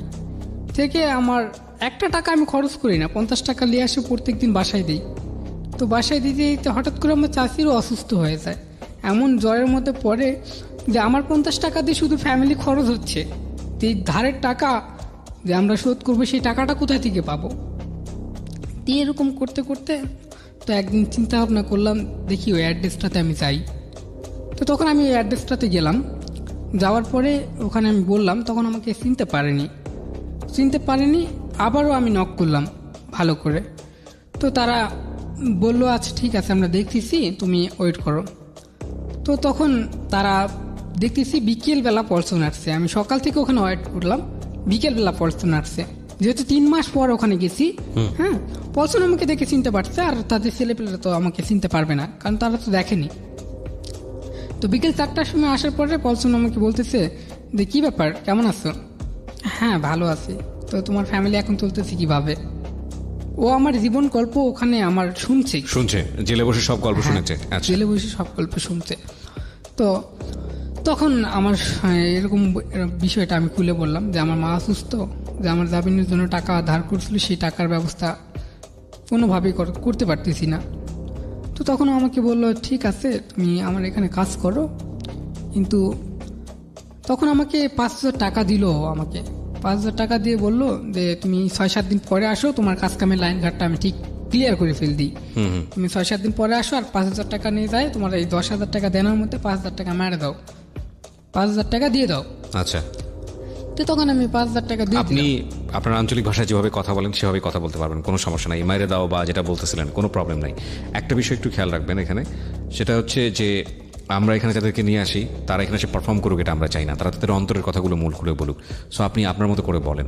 আমি একটা জিনিস জানতে চাই, সেটা লাইন ঘাটের বিষয়টা বলতে উনি কি বোঝাচ্ছে? উনি কি আপনাকে ক্লিয়ার করেছিল যে উনি কোন ধরনের কাজ দিবে আপনাকে, নাকি তখনও ক্লিয়ার করেনি? না, ক্লিয়ার করেনি, তখনও ক্লিয়ার করেনি। না, কিছু একটা কাজ দিবে আপনাকে, এটা আপনি জানেন। ওই সময় লেখাপড়া কি বন্ধ হয়ে গেছে কিনা আপনার? হ্যাঁ, বন্ধ হয়ে গেছে। মানে আপনার ক্লাস 3-তে থাকা অবস্থায় লেখাপড়া শেষ? ওকে, বলেন। তো তারপর আমি 7-8 দিন পরে গেলাম, তবে 5,000 টাকা নিয়ে গেছি বাসায়। তখন আমার চাচা বললো কি ব্যাপার, তুমি 5,000 টাকা তুমি কোথায় পেলা? তো তখন আমি বললাম যে আমি গেছিলাম এক জায়গায় টাকা কানেক্ট করার জন্য। তো তারা বলছে আমার 10,000 টাকা ওরা চায় সামান দিয়ে আমাকে কানেক্ট করে দিছে টাকা। তো তখন আমার বাবা বললো ঠিক আছে, তাহলে 5,000 টাকা ওখানে ধারটা মারে দেওয়া হোক, তাহলে কাল থেকে তুমি কাজে দাও, ওটা দিই চলি, তারপরে ব্যাপারটা কি দেখা হয় দেখা যাক। তো তারপর 7 দিন পরে আমি ওখানে গেলাম। তবে এই 7 দিনের মধ্যে আমি চায়ের দোকানে যাইনি। চায়ের দোকান থেকে আমি বলে দিচ্ছি চায়ের দোকানে আমি কাজ করব না। তো তখন আমি বাবাকে বললাম আমি চায়ের দোকানে কাজ করব না, আমার অন্য জায়গায় একটা কাজ আছে, সেখানে আমি কাজ করব। তবে ও বললো যে কোথায়? আমি একটু দূরের কথা বললাম, বাইরে যাব এরকম বললাম। তবে বাসায় আর যেতাম না। 7 দিন পরে ডিরেক্টলি ওর কাছে গেলাম, পলসনের কাছে। হ্যাঁ, পলসনের কাছে গিয়ে ও আমাকে প্রথমে একটা স্কুল ব্যাগ দেয়। স্কুল ব্যাগে করে কিছু জিনিসপত্র দেয়, তবে ব্যাগে কি ছিল আমার তখন ধারণা ছিল না। বয়স তখন 12 বছর? 12 বছর। ওকে। তো আমার ধারণা ছিল না, তখন ব্যাগে করে আমাকে দেয়। তো আমাকে যে অ্যাড্রেস মোতাবেক দেয়, সেই অ্যাড্রেস মোতাবেক আমি পৌঁছায় দিই। পৌঁছায় দেওয়ার পর মানে ও কি বলে যে ব্যাগটা এখানে পৌঁছায় দিবা, ব্যাস এটাই তোমার কাজ? এই তোমার কাজ শুধু। তো তারপর আমি ব্যাগটা পৌঁছায় দিলাম। ব্যাগটা পৌঁছায় দেওয়ার পরে সেখান থেকে আমাকে 30,000 টাকা দেয়। তো 30,000 টাকা নিয়ে এসে আমি ডাইরেক্ট পলসন ভাইয়ের কাছে দিই। যেখানে ব্যাগ দেন সেখান থেকে 30,000 টাকা দেয়? হ্যাঁ। আচ্ছা। তো 30,000 টাকা নিয়ে এসে ডিরেক্টলি আমি পলসন ভাইয়ের কাছে দিলাম। পলসন ভাই আমাকে ওখান থেকে 10,000 টাকা দিল। 10,000 টাকা দিয়ে 20,000 টাকা তার কাছে রাখলো। 10,000 টাকা আপনাকে দিয়ে দিল? হ্যাঁ। আচ্ছা। তো তখন আমি বললাম যে আমি 10,000 টাকা এখন তুলে আমি বাসায় নিয়ে যাই। 7 দিন আগে 5,000 টাকা দিছি। 7 দিন আগে 5,000 টাকা দিয়ে 10,000 টাকা তুলে আমি এখন নিয়ে যাই, তাহলে তো আমার বাসায় সন্দেহ করবে যে আমি কিছু একটা করতেছি। অবশ্যই এটা বাড়তি ইনকাম, এত টাকা আসতেছে কোথা থেকে, অত তো হিসাব দেওয়া যাবে না। তো তারপর সে বলল ঠিক আছে, তোকে একটা ব্যাংকের অ্যাকাউন্ট খুলে দিতে হবে, তোকে একটা অ্যাকাউন্ট খুলে দিই তোর নামেই, তুই ওই অ্যাকাউন্টে টাকা রাখ। তো তখন তাই করলো, আমার নামে একটা অ্যাকাউন্ট খুলে দিল। 12 বছর বয়সে অ্যাকাউন্ট খোলা যায়? 12 বছর বয়সে জন্ম নিবন্ধন দিয়ে খোলা যায় নাকি? উনি খুলে দিয়েছে? হ্যাঁ, উনি খুলে দিয়েছে। আচ্ছা, একটা কথা বলি এখানে, সেটা হচ্ছে আপনি তখনও কি আপনার কোনো আগ্রহ হলো না যে এই সামান্য একটা ব্যাগ দিয়ে আসলাম, সঙ্গে সঙ্গে সে 10,000 টাকা দিল, নিশ্চয়ই সে আমাকে দিয়ে কোনো অবৈধ কাজ করাচ্ছে? তখন সেরকম বোঝার মতন শক্তি আমার ছিল না। বুঝলেও সে কি রাস্তা থেকে আসার মতো সৎ সাহস রাখতো? এখানেও একটা প্রশ্ন। কারণটা দেখেন যে ওর ফ্যামিলিতে একবেলা খাওয়ার মতো অবস্থা নাই। দ্বিতীয় কথা হচ্ছে ওর জন্য ধার দেনা করে, যেখানে ওর চাচাও রোজগার করে না, ওর চাচাকে ও বাবা ডাকে। আর তৃতীয়ত হচ্ছে হলো গরিব মানুষের সামনে, একজন দুস্থ মানুষের সামনে, অভুক্ত মানুষের সামনে যদি একটা পোলাও কোরমা খাওয়ার সুযোগ আসে, এবং সেটার মধ্যে কি মেশানো আছে সেই জিনিসটা ভাবা খুব ডিফিকাল্ট ক্ষুধা পেটে। হ্যাঁ, তো আমরা এই জায়গাটা থেকে ওকে চিন্তা করব। ওকে, যাই হোক, বলেন তারপর। তো তারপর আমাকে অ্যাকাউন্ট খুলে দেয়, খুলে দেওয়ার পরে আমি অ্যাকাউন্টে টাকা রাখলাম, ওকে নিয়ে যাই টাকাটা রাখতে হয়। তো এরকম করতে করতে এবার প্রথমবার গেছি, দ্বিতীয়বার গেছিলাম, দ্বিতীয়বার দেওয়ার পরে দ্বিতীয়বার টাকা দেয়নি, 10,000 টাকা দিছিল, 10,000 দ্বিতীয়বার টাকা দেয়নি। তো দেয়নি, আমি কিছু বলিনি। ওই আমাকে যে 10,000 টাকা দিছিল সেই 10,000 টাকা থেকে আমি 2,000 টাকা নিয়ে যায় বাসায় দিছিলাম। 2,000 টাকা আমি এক জায়গায় কাজে গেছি অন্য জায়গায়, সেখান থেকে 2,000 টাকা আমি তোমাকে দিলাম, ধরো। ওকে। তো তারপর আপনি যে স্কুল ব্যাগটা নিয়ে যেতেন, আপনি কি স্কুল ড্রেস পরে যেতেন নাকি শুধু ব্যাগটা নিয়ে চলে যেতেন? শুধু ব্যাগটা নিয়ে চলে যেতেন। ওকে। তো তারপর এবার তৃতীয়বার যখন আমাকে যেটা দেয় সেটা আমার চোখের সামনে দিয়েছিল, আমার চোখের সামনে দিয়েছিল। তখন আমি ওটা তো অতটা চিনতাম না। তবে কি দেখলেন আপনি? তবে আপনার হচ্ছে মানে টেপ পাচানো কোনো কিছু একটা জাতীয় জিনিস ছিল। ওই সময়টাতে আপনি কি মনে করেছিলেন? ওই সময়টাতে আমি এমনিতেই আপনার ওই ফটকা মনে করছিলাম। পটকা? হ্যাঁ, ওই টেপ পেঁচানো কোনো একটা কিছু। কি রঙের দেখতে? ফটকা, কি চারকোনা, ব্যাটারির মতো। আচ্ছা, ব্যাটারির মতো টেপ পেঁচানো ছিল। আচ্ছা, হ্যাঁ। কতগুলো ছিল এরকম? ব্যাগ ভর্তি ছিল, পুরো ব্যাগ, স্কুল ব্যাগ ভর্তি? স্কুল ব্যাগ ভর্তি। তবে এটা অনেক ভারী হয়ে গেল, অনেক ওজন হয়ে যায়। আচ্ছা। তো তখন আমি বললাম এত ভারী জিনিস আমি নিয়ে যেতে পারবো না, আমি এভাবে হেঁটে হেঁটে যাওয়া পারবো না এত ভারী জিনিস নিয়ে। তো তখন বললো একটা সাইকেল দিচ্ছি, সাইকেলে করে নিয়ে যা। তো তখন সাইকেলে করে নিয়ে গেলাম। সাইকেলে করে যাতে যাতে এরকম 3 দিন ঢোয়ালাম একই জিনিসই। তো 3 দিন দেওয়ার পরে তারা আমাকে 20,000 টাকা দিচ্ছে। আচ্ছা, সব মিলে 20,000? হ্যাঁ, সব মিলে মিশে টাকা দিচ্ছে। এই কদিনের মধ্যে টাকা দেয়নি, 20,000 টাকা দিচ্ছে এবং অ্যাকাউন্টে ম্যানেজ করে দিচ্ছে। হ্যাঁ, তো তারপর আমি বাসায় আসলাম একদিন, ফট করে তাদেরকে বলে আমি বাসায় আসলাম। বাসায় আসে ওখান থেকে আমি 10,000 টাকা দিছি, যে আমি একটা কাজ করতেছি, খুব কষ্টের কাজ করতেছি, তবে টাকার আমার অনেক প্রয়োজন বিধায় আমি এই কষ্টের কাজগুলো করতেছি। এটা বলে আপনি বাড়িতে টাকা দিলেন? হ্যাঁ, এটা বলে আমি বাড়িতে টাকা দিলাম। তো আমি টাকা দেওয়া দেখে আমার চাচি আমাকে জড়াই ধরে কান্না করতেছে, যে তুই এত ছোট হয়ে তুই এত কামাই করতেছিস, আমাদেরকে দেখতেছিস, যেখানে আমরা তোকে দেখবো তুই আমাদেরকে দেখতেছিস। তো তারপর ওইরকম থাকলাম, 2 দিন থাকি, রেস্ট করে আবার ওখানে গেলাম পলসন ভাইয়ের কাছে। পলসন ভাইয়ের ওরা যেখানে থাকতো সেটা হচ্ছে একটা অফিস নামে ছিল, তবে অফিস না, ওটা মানে খাবারের রেস্টুরেন্টের মতো একটা জিনিস ছিল। আচ্ছা। অনেকেই পাবলিক চার দোকান এরকম ছিল, বাইরে চার দোকান ছিল, ভিতরে অনেক কিছু জিনিস রাখতো ওখানে। এবং ওখানে যাই আমি প্রথমে দেখি অনেক টাকা, মানে এক সাইডে শুধু টাকারই ব্যাগ, মানে বস্তায় শুধু টাকারই বস্তা। ওরে বাবা। ওকে, এরকম।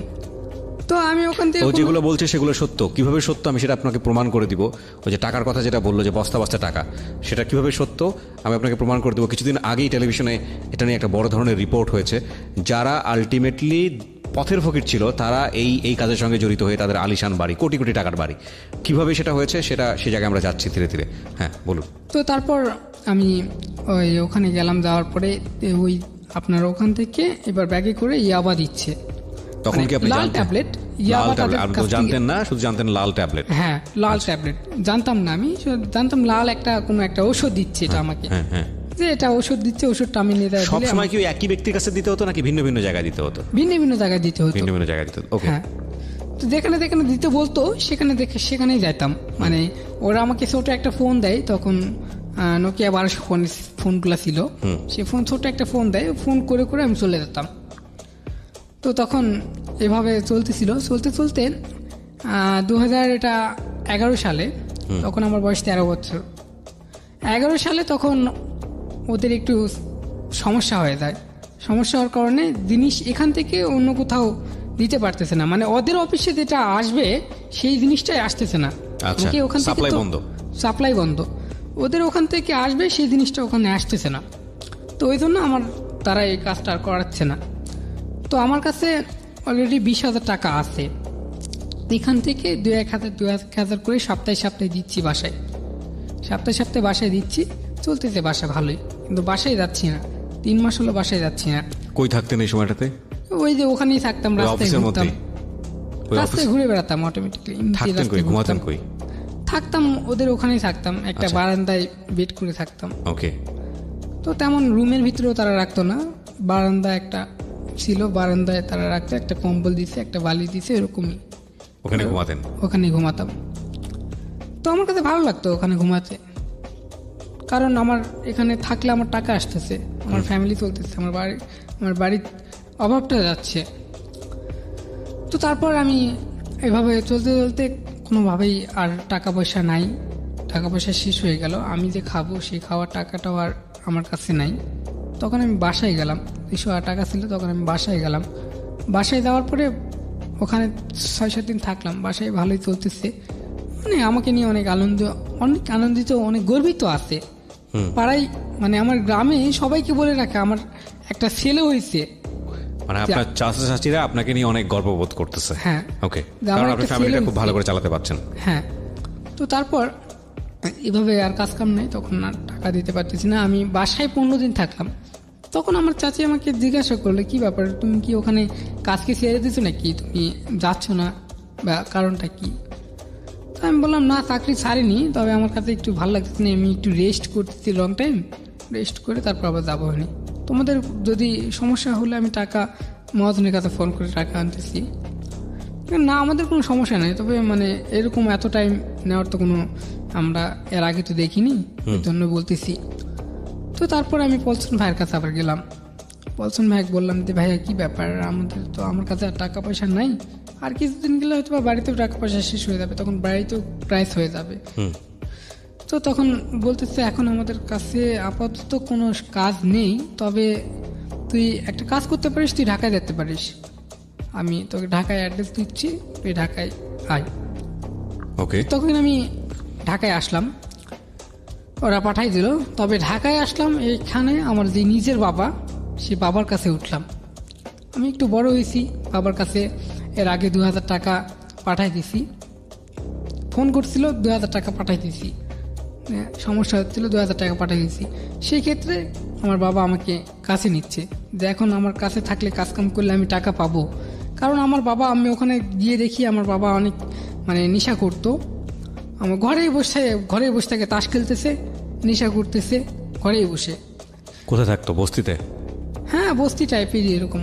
কোথায় সেটা?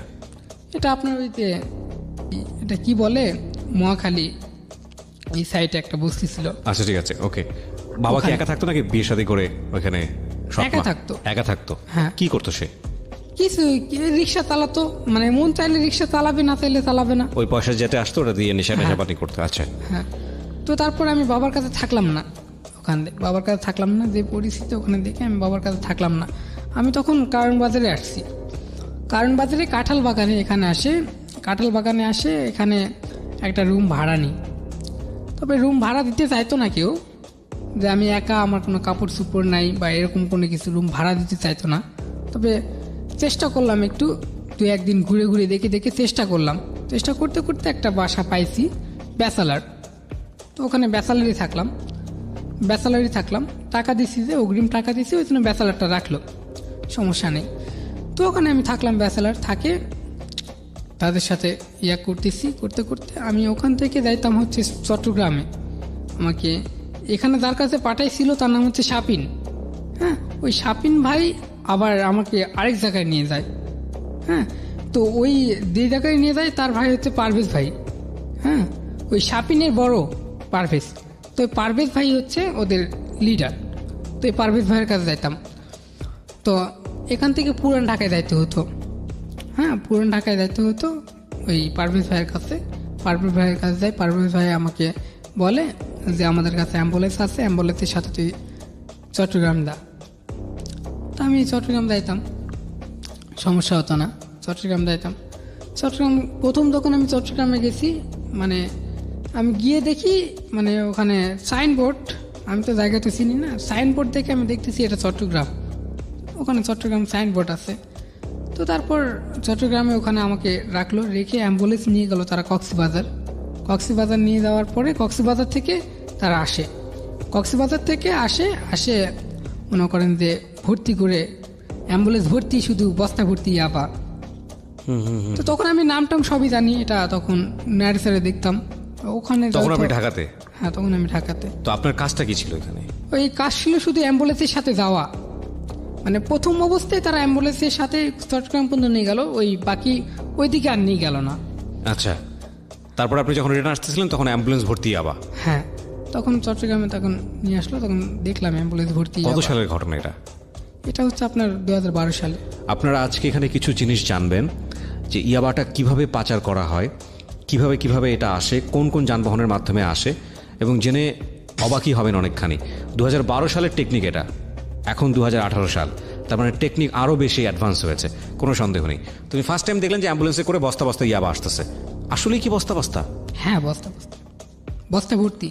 ওকে, তারপর?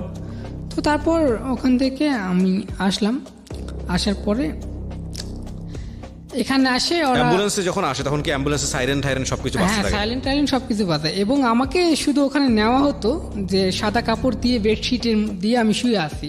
ও, আপনি ওখানে রোগী সাজে থাকতেন? রোগী সাজে থাকতাম, এবং অক্সিজেন লাইন থাকতো, কিন্তু মানে অক্সিজেন লাইন বন্ধ থাকতো, অক্সিজেন থাকতো মুখে লাগানো থাকতো। আপনার শুধু কাজ হচ্ছে ওখানে রোগী সেজে থাকা? হ্যাঁ। আচ্ছা, তো তারপরে আমি আসতেছি, এখান থেকে আসার পরে পুরান ঢাকায় এটা ঢুকাইতে হয়। পুরান ঢাকায় ঢুকাই, ওখান থেকে আমার ডিউটি শেষ। ওখান থেকে আবার টোকাই রূপে কিছু ছেলে পেলে সাজায়, টোকাই রূপে সাজায়, ওখান থেকে বিভিন্ন জায়গায় ছিটায়। ওখান থেকে ওই জিনিসপত্রগুলো ওখান থেকে টোকাই রূপ থেকে বিভিন্ন জায়গায় ছড়ায়। তো তারপর আমার ডিউটি শুধু অ্যাম্বুলেন্সে সাথে যাওয়া, শুধু রুগীর ভানটা করা, এতটুকুই।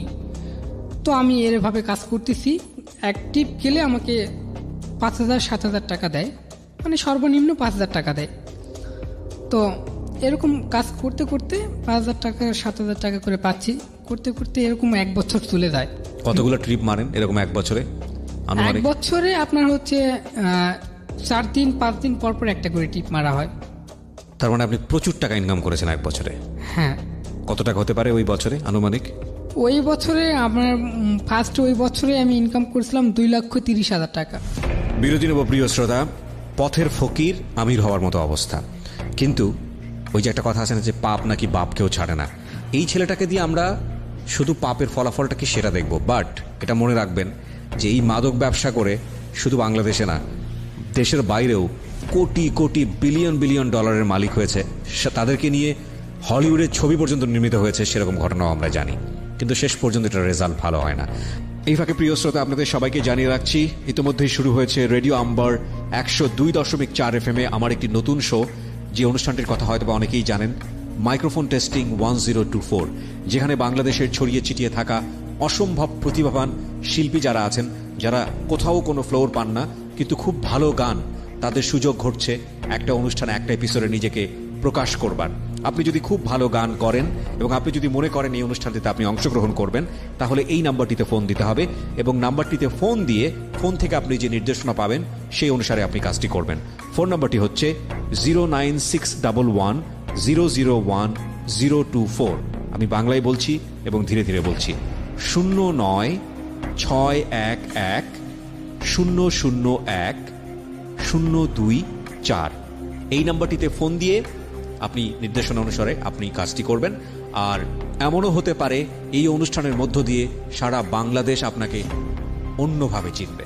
আমরা ছোট্ট একটা বিরতি নিচ্ছি, মাত্র 2 মিনিটের। 2 মিনিট পর আমরা সিক্রেটস আবারও ফিরবো। আপনারা শুনছেন Dhaka FM 90.4 secrets, something beyond entertainment.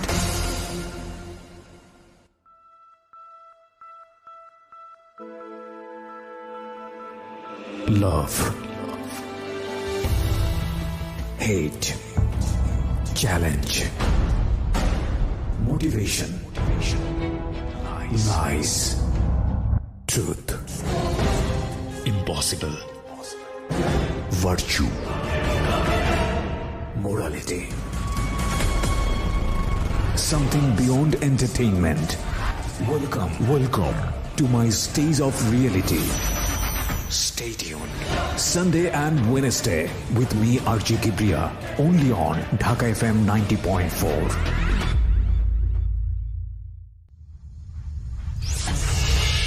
Secrets, something beyond entertainment.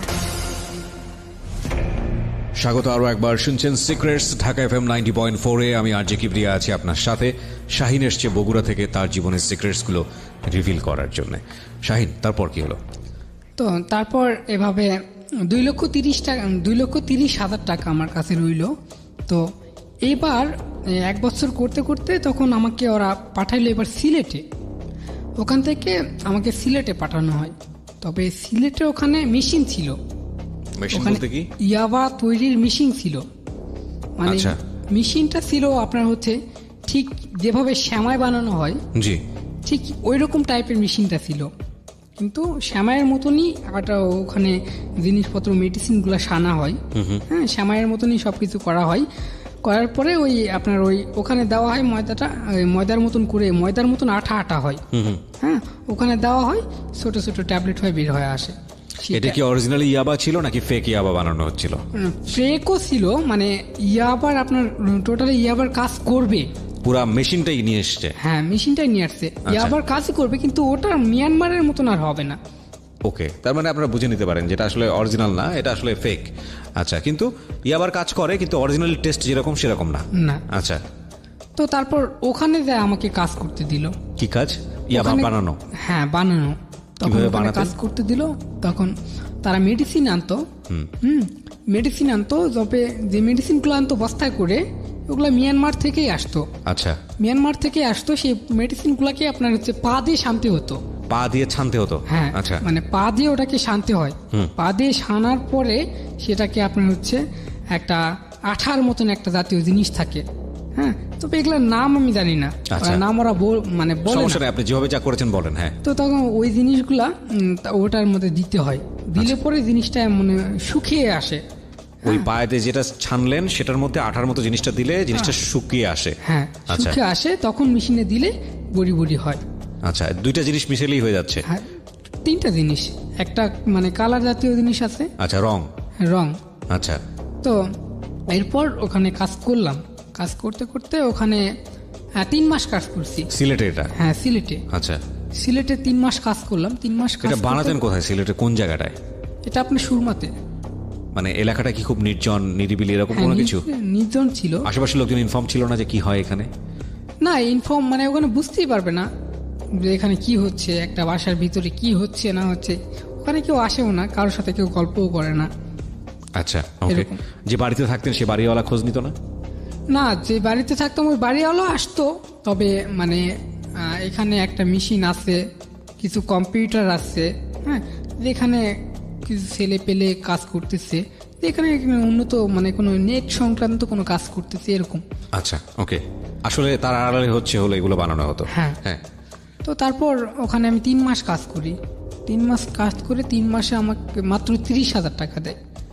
তো আমি ভাবলাম আমি 3 মাসে মাত্র 30,000 টাকা এখানে কাজ করতেছি, তবে আমি তো ওখানে টিপে থাকি, আমি তো 3 মাসে না হলেও তো আমি ওই 60-70,000 টাকা ইনকাম করতে পারবো 3 মাসে। তো আমি কেন এখানে থাকতে যাব? তখন আমি পারভেজ ভাইকে বললাম আমি এখানে থাকবো না। আর তাছাড়া ওখানে আপনার যে মেডিসিন। পারভেজ ভাইকে? পারভেজ ভাই আমাদের লিডার। আচ্ছা, পারভেজ না পলসন? পারভেজ। পলসন তো আমাদের বগুড়াতে। আচ্ছা, তো এই পলসন আপনাকে পারভেজের কাছে পাঠালো? হ্যাঁ। সে হচ্ছে আলটিমেটলি পলসনের সাথে কানেক্টেড? হ্যাঁ, কানেক্টেড। সো পারভেজ ভাইকে আপনি বললেন যেখানে আপনি থাকবেন না? হ্যাঁ, তারপর ভাইকে বললাম যে আমি এখানে থাকবো না। তখন পারভেজ ভাই মানে ওখানে কাজ করলে পরে হাতে ঘা হয়, ওই হাতটা পা দিয়ে যদি সানানো হয় তাহলে হাতে ঘা হয়। আচ্ছা। তো তারপর আমি ওখান থেকে চলে আসি। ওখান থেকে চলে আসার পরে ও আমাকে বললো যে আচ্ছা ঠিক আছে, তুই আবারও তাহলে ওই অ্যাম্বুলেন্সেই যা। তবে অ্যাম্বুলেন্সে গিয়ে 6-7 টিপ মারার পরে তারা করলো কি, আমাকে কক্সবাজারে ওখানে শুধু গুনতে দিত।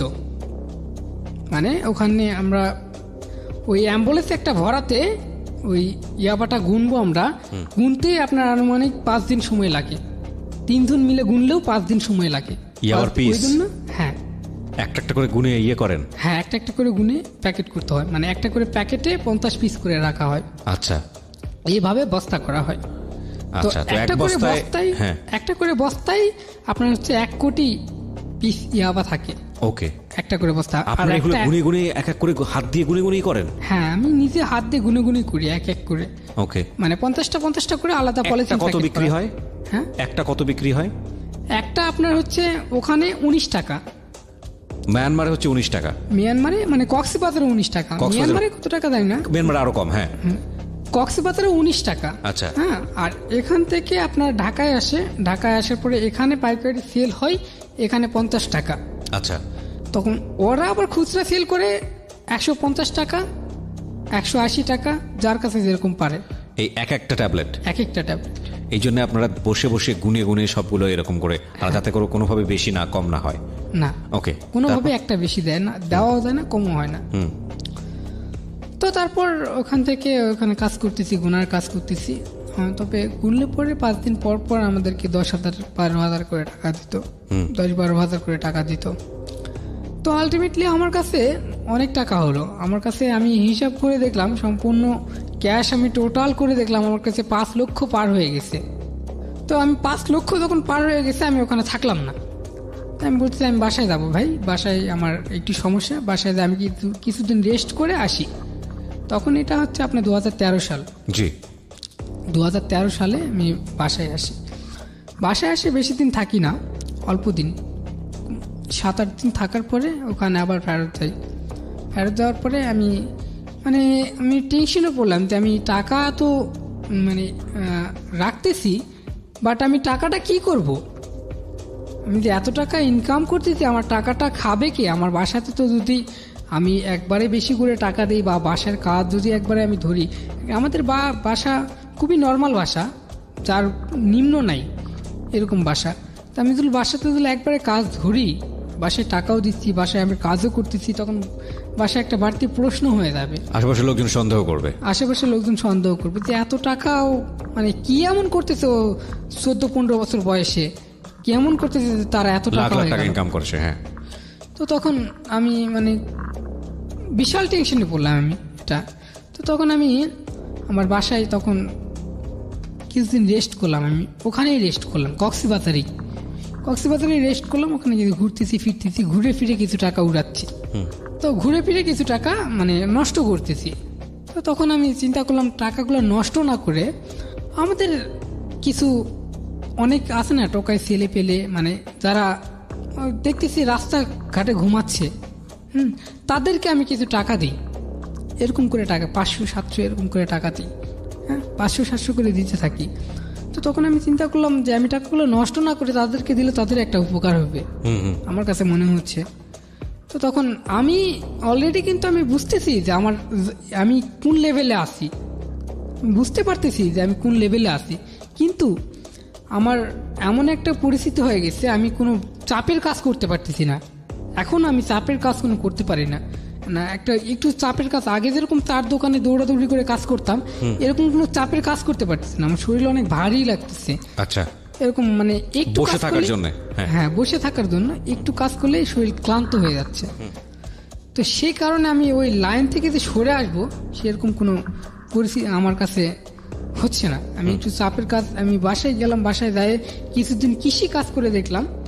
কৃষি কাজ করে মানে যদি 1 ঘন্টা কাজ করি, মিনিমাম 1 ঘন্টা আমাকে বসে থাকতে হচ্ছে।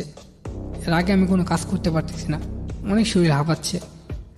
তো তারপর আমি এরকম এই জন্য আমি ওখান থেকে আর আসতে পারতেছি না, তখন আমি ওখানেই থাকলাম। তো থাকতে থাকতে এরকম করে কিছু টাকা ওদেরকে দিই, এরকম দিতে দিতে মানে তাদেরকে দিয়ে তখন আমি নিজে একটা কাজ করতে শুরু করলাম, যে আমি নিজে কিছু ইয়াবা কিনে আমি ওখান থেকে আনতে পারবো। তো তখন আমি অনেক চিন্তা ভাবনা করলাম, চিন্তা ভাবনা করতে করতে আমি অ্যাম্বুলেন্স ভাড়া নিই। হ্যাঁ, 10,000 টাকা 12,000 টাকা যেখানে আপনার হচ্ছে ওখান থেকে মানে কক্সবাজার থেকে আপনার বগুড়াতে আসতে, হ্যাঁ 12-13,000 15,000 টাকা পর্যন্ত রাখে। তা আমি তাদেরকে 30,000 টাকা দিতাম, তো আমার একটা টিপ নিয়ে যেতে হবে। কিন্তু প্রত্যেক দিন একটা করে অ্যাম্বুলেন্স দিলাম। অ্যাম্বুলেন্সের ভিতরে কি আছে তোদের জানার দরকার নেই, তবে তুই একটা করে টিপ নিয়ে যাবি, তার বিনিময়ে 30,000 টাকা করে তুই পাচ্ছিস, এবং নাস্তা পানি খরচপাতি তেল খরচ সব মনটা আমার, সমস্যা নেই। তো তখন আমি ওখান থেকে ওই ইয়াবা নেওয়া শুরু করলাম। প্রথমে আমি মাত্র 2 কোটি ইয়াবা নিছি প্রথম অবস্থায়। 2 কোটি মানে 2 বস্তা? 2 বস্তা ইয়াবা নিছি প্রথম অবস্থায়। নিয়ে আসে আমি পলচন ভাইয়ের কাছে দিছি। তো তখন পলচন ভাই আমার ইয়াবা যখন তার ব্যবসা কিন্তু অনেকটাই বন্ধ ছিল, মানে টুকটাক কাজ করতো। তখন আমি পলচন ভাইয়ের কাছে আমি আনলাম। পলচন ভাই তখন সেগুলা পায়ে অনেক খুশি হচ্ছে যে তুই আমাকে এত, মানে ওখান থেকে 19 টাকা দামে আনতাম, ঢাকায় বিক্রি হতো 50 টাকা। আমার ওখানে বগুড়া যদি নিয়ে যাই তাহলে আমার বিক্রি হচ্ছে 80 টাকা, একটু খরচের পরিমাণটা বেশি হয়ে যাচ্ছে। তো তারপর ওখানে দিলাম, 2 টিপ দিছি, 2 টিপ দিয়ে ওখান থেকে মেলা টাকা পেলাম আমি। আপনার হচ্ছে মানে পলচন ভাই একবারে টাকা দিতে পারেননি, ওটা বিক্রি করতেছে টাকা দিচ্ছে, বিক্রি করতেছে টাকা দিচ্ছে। আর ওর যে টাকা পয়সা ছিল সে টাকা পয়সার পুলিশ রেড করে টাকা পয়সা সম্পূর্ণ হারায় ফেলছিল। হ্যাঁ, ওই জন্য তার ব্যবসার পরিস্থিতি খারাপ হয়ে গেছিল। তো আমারটা পায়ে সে নতুন করে আবার জাগ্রত হয়েছে। তো জাগ্রত হওয়ার পরে আবার আমি দ্বিতীয়বার যখন আনার পরে আমাদের অ্যাম্বুলেন্সে তখন পুলিশ রেড করে। অ্যাম্বুলেন্সে পুলিশ রেড করে বলতে গেলে এটা 2013 সালের প্রথম 13 সালের দিকে। হ্যাঁ, তখন আপনাদের হচ্ছে কাশপুর ধর্মঘট শুরু হয়েছিল। ওকে, মানে গার্মেন্টস শ্রমিকরা ধর্মঘট শুরু হয়েছিল, সেখানে অ্যাম্বুলেন্স অ্যাক্সিডেন্টে পড়ে থাকতো, মানে জ্যামে পড়ে থাকতো। ওখানে ধর্মঘট হচ্ছে, জ্যামে পড়ে থাকতো। তখন আমি পারভেজ ভাইকে বললাম যে আমার কিছু মাল আসতেছে, যে এখন তো মানে জ্যামের মধ্যে পড়ে আসছি, এটা কি করা যায়। তো তখন মানে পুলিশ দেখতেছে যে ওখানে পুলিশ সবই আছে, তো অ্যাম্বুলেন্সে কেউ নাই, অ্যাম্বুলেন্স ছাড়লে সমস্যা নেই, থাক ওখানে আসে থাক। তো তারপর আমি পারভেজ ভাইকে ফোন দিলাম। পারভেজ ভাই মনে করেন যে 20-30টা ছেলে পেলে পাঠাই দিল। 20-30টা ছেলে পেলে পাঠাইতে ওখানে ককটেল ফাটায়ে ছত্রভঙ্গ করে দিল। তো ছত্রভঙ্গ করে দেওয়ার পরে সব কিছু ছুটাছুটি হওয়ার পরে আপনার সবাই চলে যায়, পুলিশ চলে আসার পরে অ্যাম্বুলেন্স আমি ছাড়ে দিই। তো অ্যাম্বুলেন্স সবার ফার্স্টে ছিল। অ্যাম্বুলেন্স ছাড়ে দেওয়ার পরে আপনার এই অ্যাম্বুলেন্সটা আপনার হচ্ছে সিরাজগঞ্জ সে অ্যাক্সিডেন্ট হয়। ওকে, সিরাজগঞ্জ সে অ্যাক্সিডেন্ট হওয়ার পরে আমার ওই আপনার হচ্ছে বস্তা ফেটে যায়। বস্তা ফেটে যাওয়ার কারণে বের হয়ে যায়, তো সে কারণে পুলিশ ধরতে পারে, কিন্তু আমাকে ধরতে পারে না। ড্রাইভার সহকারে অ্যাম্বুলেন্স ওখানে রেখে আমরা পালাই যাওয়ার পরে আমি ডিরেক্টলি ওখান থেকে আমি ঢাকায় এসে পারভেজ ভাইকে বললাম এরকম বৃত্তান্ত। তো তখন পারভেজ ভাই বলতে তো কোনো সমস্যা নেই, আমি দেখতেছি বিষয়টা। তো তখন পারভেজ ভাই ওখানে ফোন করছে সিরাজগঞ্জে, ফোন করে কি করতেছে, কার সাথে লিঙ্ক আছে, অনেক বড় মানুষের সাথে লিঙ্ক আছে তার। তো ওখান থেকে দেখলাম আমার অ্যাম্বুলেন্স সহকারে ভাঙ্গা অবস্থায় অ্যাম্বুলেন্স সহকারে ঢাকায় চলে আসছে, ওই বস্তা টস্তা সব সম্পূর্ণ। তো তারপর আমি ঢাকা থেকে মানে যেটা আপনি রাস্তায় ফেলে আসলেন সেটা ভাঙ্গা অবস্থায় ঢাকায় চলে আসছে, ঢাকায় বস্তা সহ সম্পূর্ণ। ওকে, থানায় তারা নিয়ে গেছিল, থানায় থেকে তারা এখানে নিয়ে চলে আসছে, মানে পারভেজের লোক যা নিয়ে চলে আসছে। ওকে, তো নিয়ে আসার পরে ওটা পারভেজ রাখলো। ওই ইয়াবাটা পারভেজ রাখার পরে ওদের ওখান থেকে আমাদের ওই অ্যাম্বুলেন্সটা তখন ভেঙে আমার অ্যাম্বুলেন্স ওটা ছিল, অ্যাম্বুলেন্সটা তখন ভেঙে দেওয়ার পরে কাজকাম টোটাল অফ হয়ে যায়। ওকে, অনেকটা অফ হয়ে যায়। আর পারভেজেরও তখন কাজ ছিল না, তখন অনেকটা মানে 13 সালের দিকে অনেকটা অবরোধ অবস্থায় ছিল। হ্যাঁ, অবরোধ থাকার কারণে ওখান থেকে জিনিসপত্র আনা অনেক ট্রাফ হয়ে যেত, অনেক কষ্টকর হয়ে যেত। ওকে, তো তারপর কাজ করতেছি, ওখানে কোনো কাজ কাম নাই, এমনিতেই নর্মালি ঘুরে বেড়াই, নর্মালি ওদের ওখানে থাকি। পারভেজ ভাইয়ের ওখানে থাকলেই 200-500 এরকম করে দিত। কিন্তু আমার কাছে যে টাকাগুলো ছিল, আমি অলরেডি যে টাকাগুলো আনছিলাম প্রথম অবস্থায় পারভেজের কাছে যে টাকাগুলো আমি ইয়াবাগুলো দিয়েছিলাম, দেওয়ার পরে তার কাছ থেকে শুধু 50,000 টাকা পেয়েছি। মানে আমার ওখানে 90 লাখ টাকার মাল ছিল। 90 লাখ টাকার মাল ছিল, কিন্তু শুধু 50,000 টাকা পাইছি, আর বাকি টাকাটা ওই এখনো দেয়নি পলসন। হ্যাঁ, পলসন বাকি টাকাটা আমাকে এখনো দেয়নি। তো আমার টোটাল ক্যাশ ইনভেস্ট ছিল ওখানে। ওকে, ওখানে টোটাল ক্যাশ ইনভেস্ট ছিল, এবং যেখান থেকে আমি বাকি আনছিলাম জিনিসটা, ওখানে টাকাগুলো আমি কাজ করে ওখানে টাকা দিতে হতো। তো এদের সাথে থাকে কিছু টাকা করে তাদের কাছে টাকা দিতাম। তো তখন টোটালি কাজ কাম অফ হয়ে যায়। তখন আর কি করব,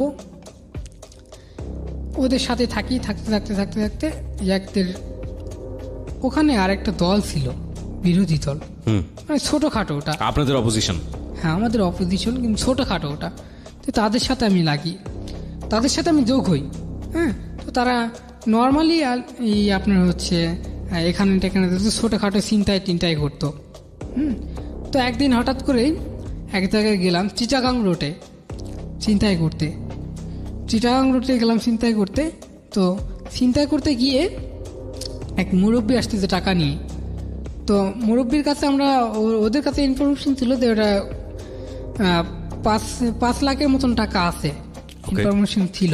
তো তখন আমি ওখানে গেলাম, যাওয়ার পরে একসঙ্গে সান দিলাম। তখন ধরলাম মুরব্বীকে, ধরার পরে মানে অলরেডি মুরব্বী ধরছি, ধরার পরেই একটা গাড়ি ফট করে আসে, ব্রেক করে। ওখানে ব্রেক করার পরে ওই ধর বলছে, আমরা দৌড় মারছি। হ্যাঁ, ভয়ে দৌড় মারছি। দৌড় মারার পরে কিছুক্ষণ পরে পুলিশ ওখানে আর অলরেডি চলে আসছিল। পুলিশ আসার পরে আমাদেরকে পুলিশে ধাওয়া করে অনেক ধাবড়ায় নিয়ে যায়। নিয়ে যাওয়ার পরে আমাকে অনেক মারধর করে, পুলিশে ধরে ফেলছে। আমাকে ধরে ফেলে অনেক মারধর করার পরে আমাকে ওই নারায়ণগঞ্জ জেলাতে নিয়ে যায়। যেহেতু কাশপুর থানাটা নারায়ণগঞ্জ জেলাতে নিয়ে যায়। নারায়ণগঞ্জ জেলে তখন থাকলাম। সেকেন্ড টাইম জেল আপনার জন্য? হ্যাঁ, সেকেন্ড টাইম। তো নারায়ণগঞ্জ জেলে থাকলাম, এটা ছিনতাই মামলায়। তো নারায়ণগঞ্জ জেলে ওখানে থাকতে ওখানে কয়েকটা ছেলেপেলের সাথে পরিচিত হলো, কিন্তু আমাকে পারভেজ ভাই জামিন করছে। আর 12 দিনের মাথায় পারভেজ ভাই আমাকে জামিন করছে। জামিন করার পর আমাকে ও আনার পরে বলতেছে, ওইরকম ছোটখাটো কাজে যায় আমাদের নামটা নষ্ট করিস না। এইবার তোকে জামিন করলাম, দ্বিতীয়বার কিন্তু গেলে আমি জামিন করতে পারবো না। তো তারপর ওদের সাথে এরকম করতে থাকি। কিন্তু আমি যেখানে থাকতাম, যে পুরান ঢাকাতে থাকতাম, ওখানে আমাদের কাজকাম যেহেতু নাই, ওখানে থাকতাম। ওই পারভেজ ভাই আমাকে কিছু করে টাকা দিত, 500-600 টাকা দিত। সেই টাকা দিয়ে কোনো রকম চলতেছিলাম। তো চলতে ওখানে প্রায় মাস 7 বসে আছি। আর একজনের কাছ থেকে কত টাকা নিয়ে খাবো? টাকা দিচ্ছে, ছোট ভাই হিসাবে টাকা দিচ্ছে, যদি কখনো ভবিষ্যতে কাজ করে টাকা শোধ করে দিব, এই হিসাবে টাকা দিচ্ছে। তো একজনের কাছ থেকে কতই আর টাকা খাবো? তো ওখানে বসে থাকতে আমি ঘরে একা গান করতাম, গান করতে একটা মেয়ে আমার গান শুনতো। হ্যাঁ, ও চুরি করে আমার গান শুনতো। তো একদিন বাড়ির আশেপাশে থাকে? হ্যাঁ, আচ্ছা, আশেপাশে থাকে। তো চুরি করে গান শুনতো। তো তখন আমি তাকে ধরে ফেলার পরে বললাম, কি ব্যাপার, আপনি এখানে দাঁড়ায় আছেন কেন? আপনার গান শুনতেছি। তা আমার গান আপনাকে শুনতে হবে কে বলছে? আমার অনেক শিল্পী আছে, আমার সাথে অনেক ভালো শিল্পী আছে, তাদের গান শুনেন আপনি। তো ওই মেয়েটা চলে গেল। কিন্তু আমি প্রতিদিনই ওই খাবারের সময় হলে, লাঞ্চের সময় হলে লাঞ্চ করে একা থাকতাম, ভাল লাগতো না, গান করতাম। হ্যাঁ, একা ফোনে কথা বলতাম কারোর সাথে। তো এরকম গান করতে একদিন মেয়েটা আমাকে প্রপোজ করে, বলতেছে যে, ভাইয়া একটা কথা বলবো, তোমাকে আমার অনেক ভাল লাগে। মেয়েটা বললো আচ্ছা, তোমাকে এটা আমাকে অনেক ভাল লাগে। তো আমি বললাম, আমাকে ভাল লাগলে তো হবে না, আমার সম্পর্কে তুমি কি জানো? গল্পটা ঘুরে গিয়েছে প্রিয় শ্রোতা, নিঃসন্দেহে, কারণ যে ধরনের দুর্ধর্ষ ব্যাকগ্রাউন্ডে আমরা ছিলাম সেখান থেকে একটা অন্যরকম বিষয় আসছে। তবে আমরা আবারও ফিরবো সেই দুর্ধর্ষ জায়গা থেকেই। মাত্র কয়েক মিনিটের বিরতি। এই ফাঁকে প্রিয় শ্রোতা, আপনাদের সবাইকে জানিয়ে রাখছি, ইতিমধ্যেই শুরু হয়েছে রেডিও আম্বার 102.4 FM আমার একটি নতুন শো, যে অনুষ্ঠানটির কথা হয়তো অনেকেই জানেন, মাইক্রোফোন টেস্টিং 1024, যেখানে বাংলাদেশের ছড়িয়ে ছিটিয়ে থাকা অসম্ভব প্রতিভাবান শিল্পী যারা আছেন, যারা কোথাও কোনো ফ্লোর পান না কিন্তু খুব ভালো গান, তাদের সুযোগ ঘটছে একটা অনুষ্ঠানে, একটা এপিসোডে নিজেকে প্রকাশ করবার। আপনি যদি খুব ভালো গান করেন এবং আপনি যদি মনে করেন এই অনুষ্ঠানটিতে আপনি অংশগ্রহণ করবেন, তাহলে এই নাম্বারটিতে ফোন দিতে হবে এবং নাম্বারটিতে ফোন দিয়ে ফোন থেকে আপনি যে নির্দেশনা পাবেন সেই অনুসারে আপনি কাজটি করবেন। ফোন নাম্বারটি হচ্ছে 09611001024। আমি বাংলায় বলছি এবং ধীরে ধীরে বলছি, 0961010024। এই নাম্বারটিতে ফোন দিয়ে আপনি নির্দেশনা অনুসারে আপনি কাজটি করবেন। আর এমনও হতে পারে এই অনুষ্ঠানের মধ্য দিয়ে সারা বাংলাদেশ আপনাকে অন্যভাবে চিনবে। সো অপেক্ষা করছি আপনার কলে। Secrets. Something beyond entertainment.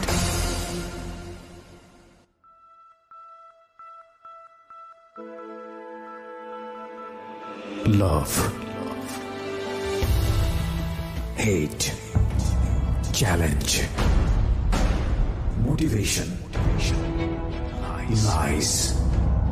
Truth. Impossible. Virtue. Morality. Something beyond entertainment. Welcome to my stage of reality. Stay tuned. Sunday and Wednesday with me, RJ Kibriya, only on Dhaka FM 90.4.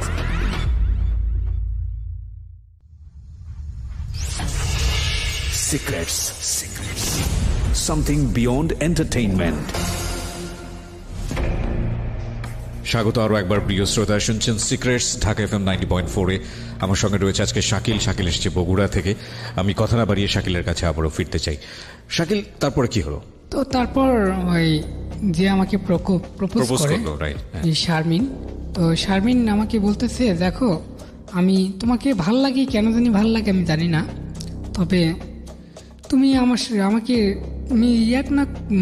আমার সাথে relation না করলেও তুমি আমাকে friend হিসাবে রাখো।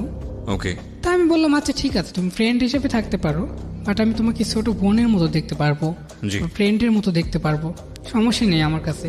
তবে তুমি যে কথাটা বলতেছো সেটা আমার পক্ষে সম্ভব না বা আমার পক্ষে পসিবল না এটা। তো তখন ও বলতেছে আচ্ছা ঠিক আছে সেই হিসাবে থাকবো। তখন তার সাথে মানে অনেকটা ফ্রিলি ভাবে কথাবার্তা বলা হয়, একসঙ্গে অনেক আড্ডা মজা করি।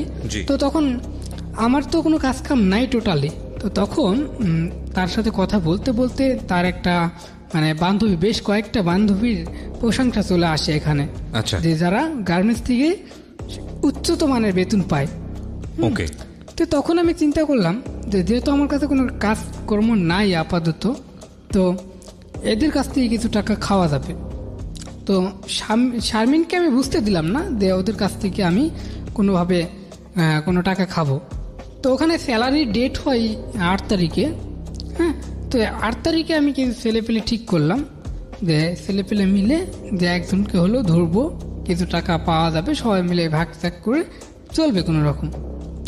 তে করতে গিয়ে রাত্রেবেলা গেলাম, 8টার সময় আসতেছে। তো আমরা সিলেট রোডে অলরেডি ওয়েট করতেছি তার জন্য।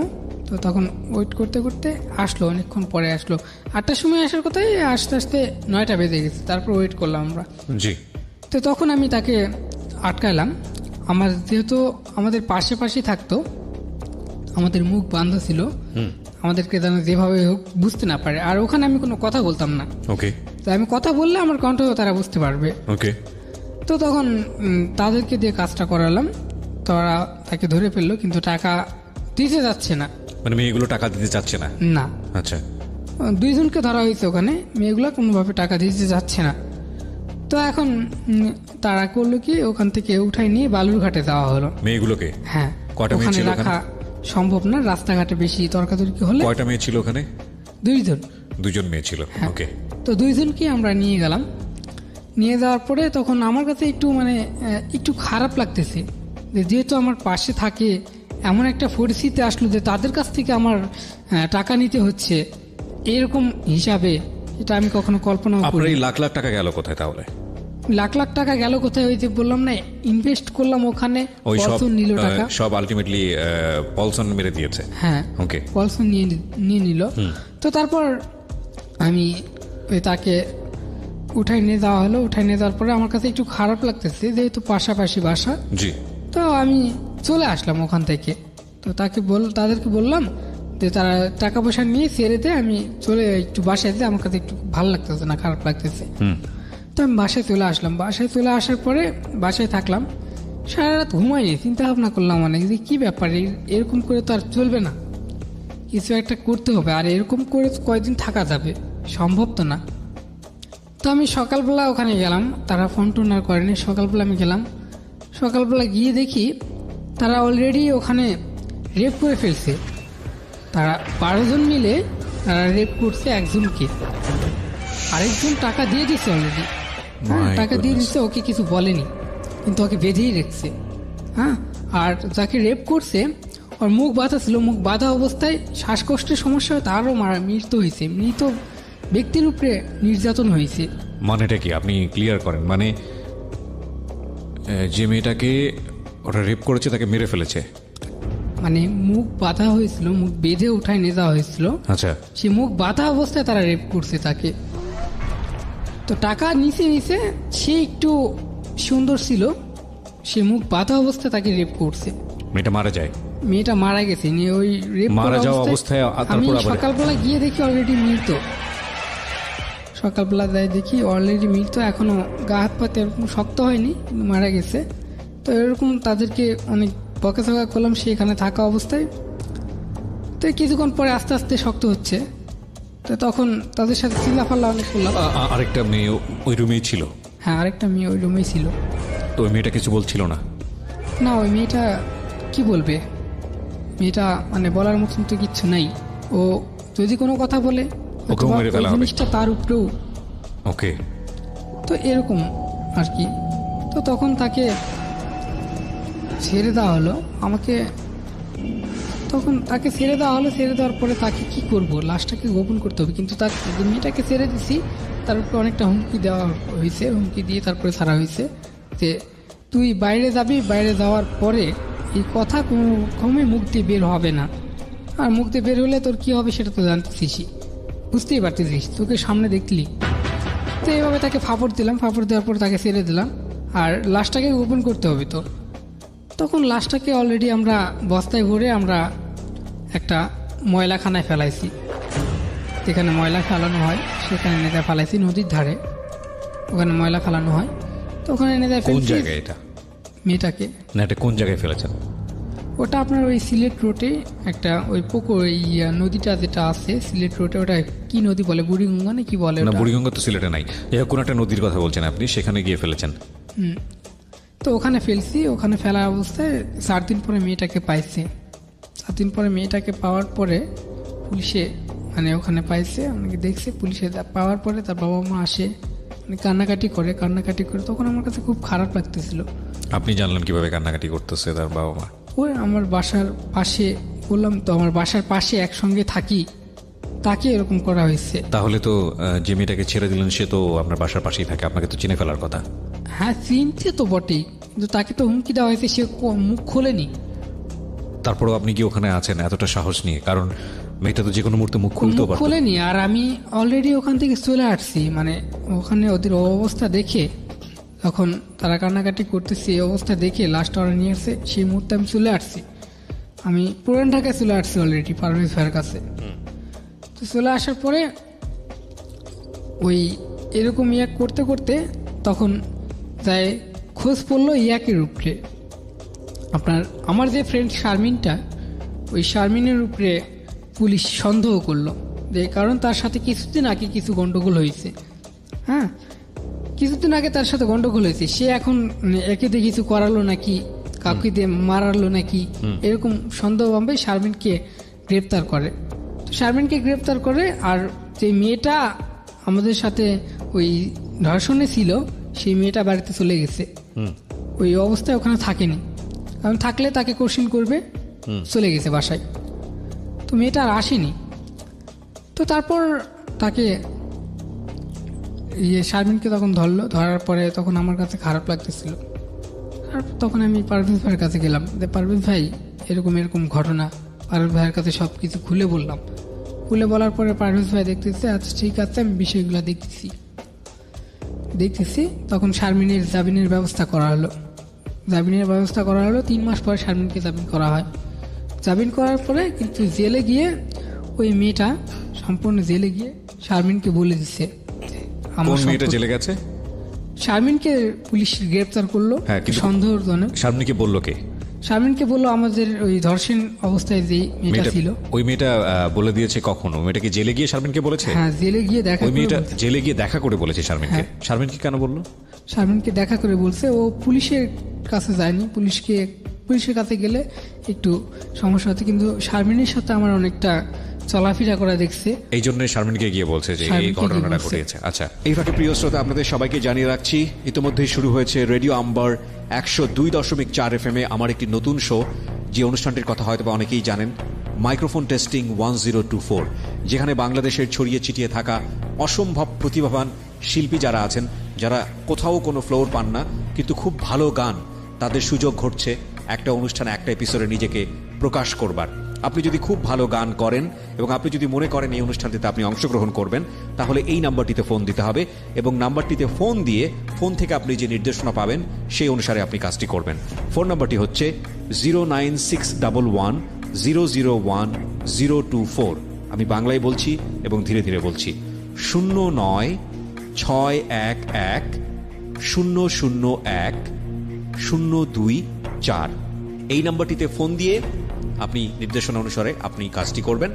আর এমনও হতে পারে এই অনুষ্ঠানের মধ্য দিয়ে সারা বাংলাদেশ আপনাকে অন্যভাবে চিনবে।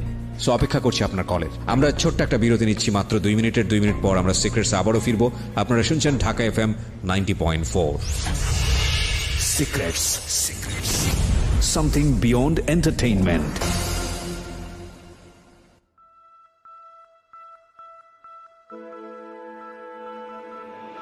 Love,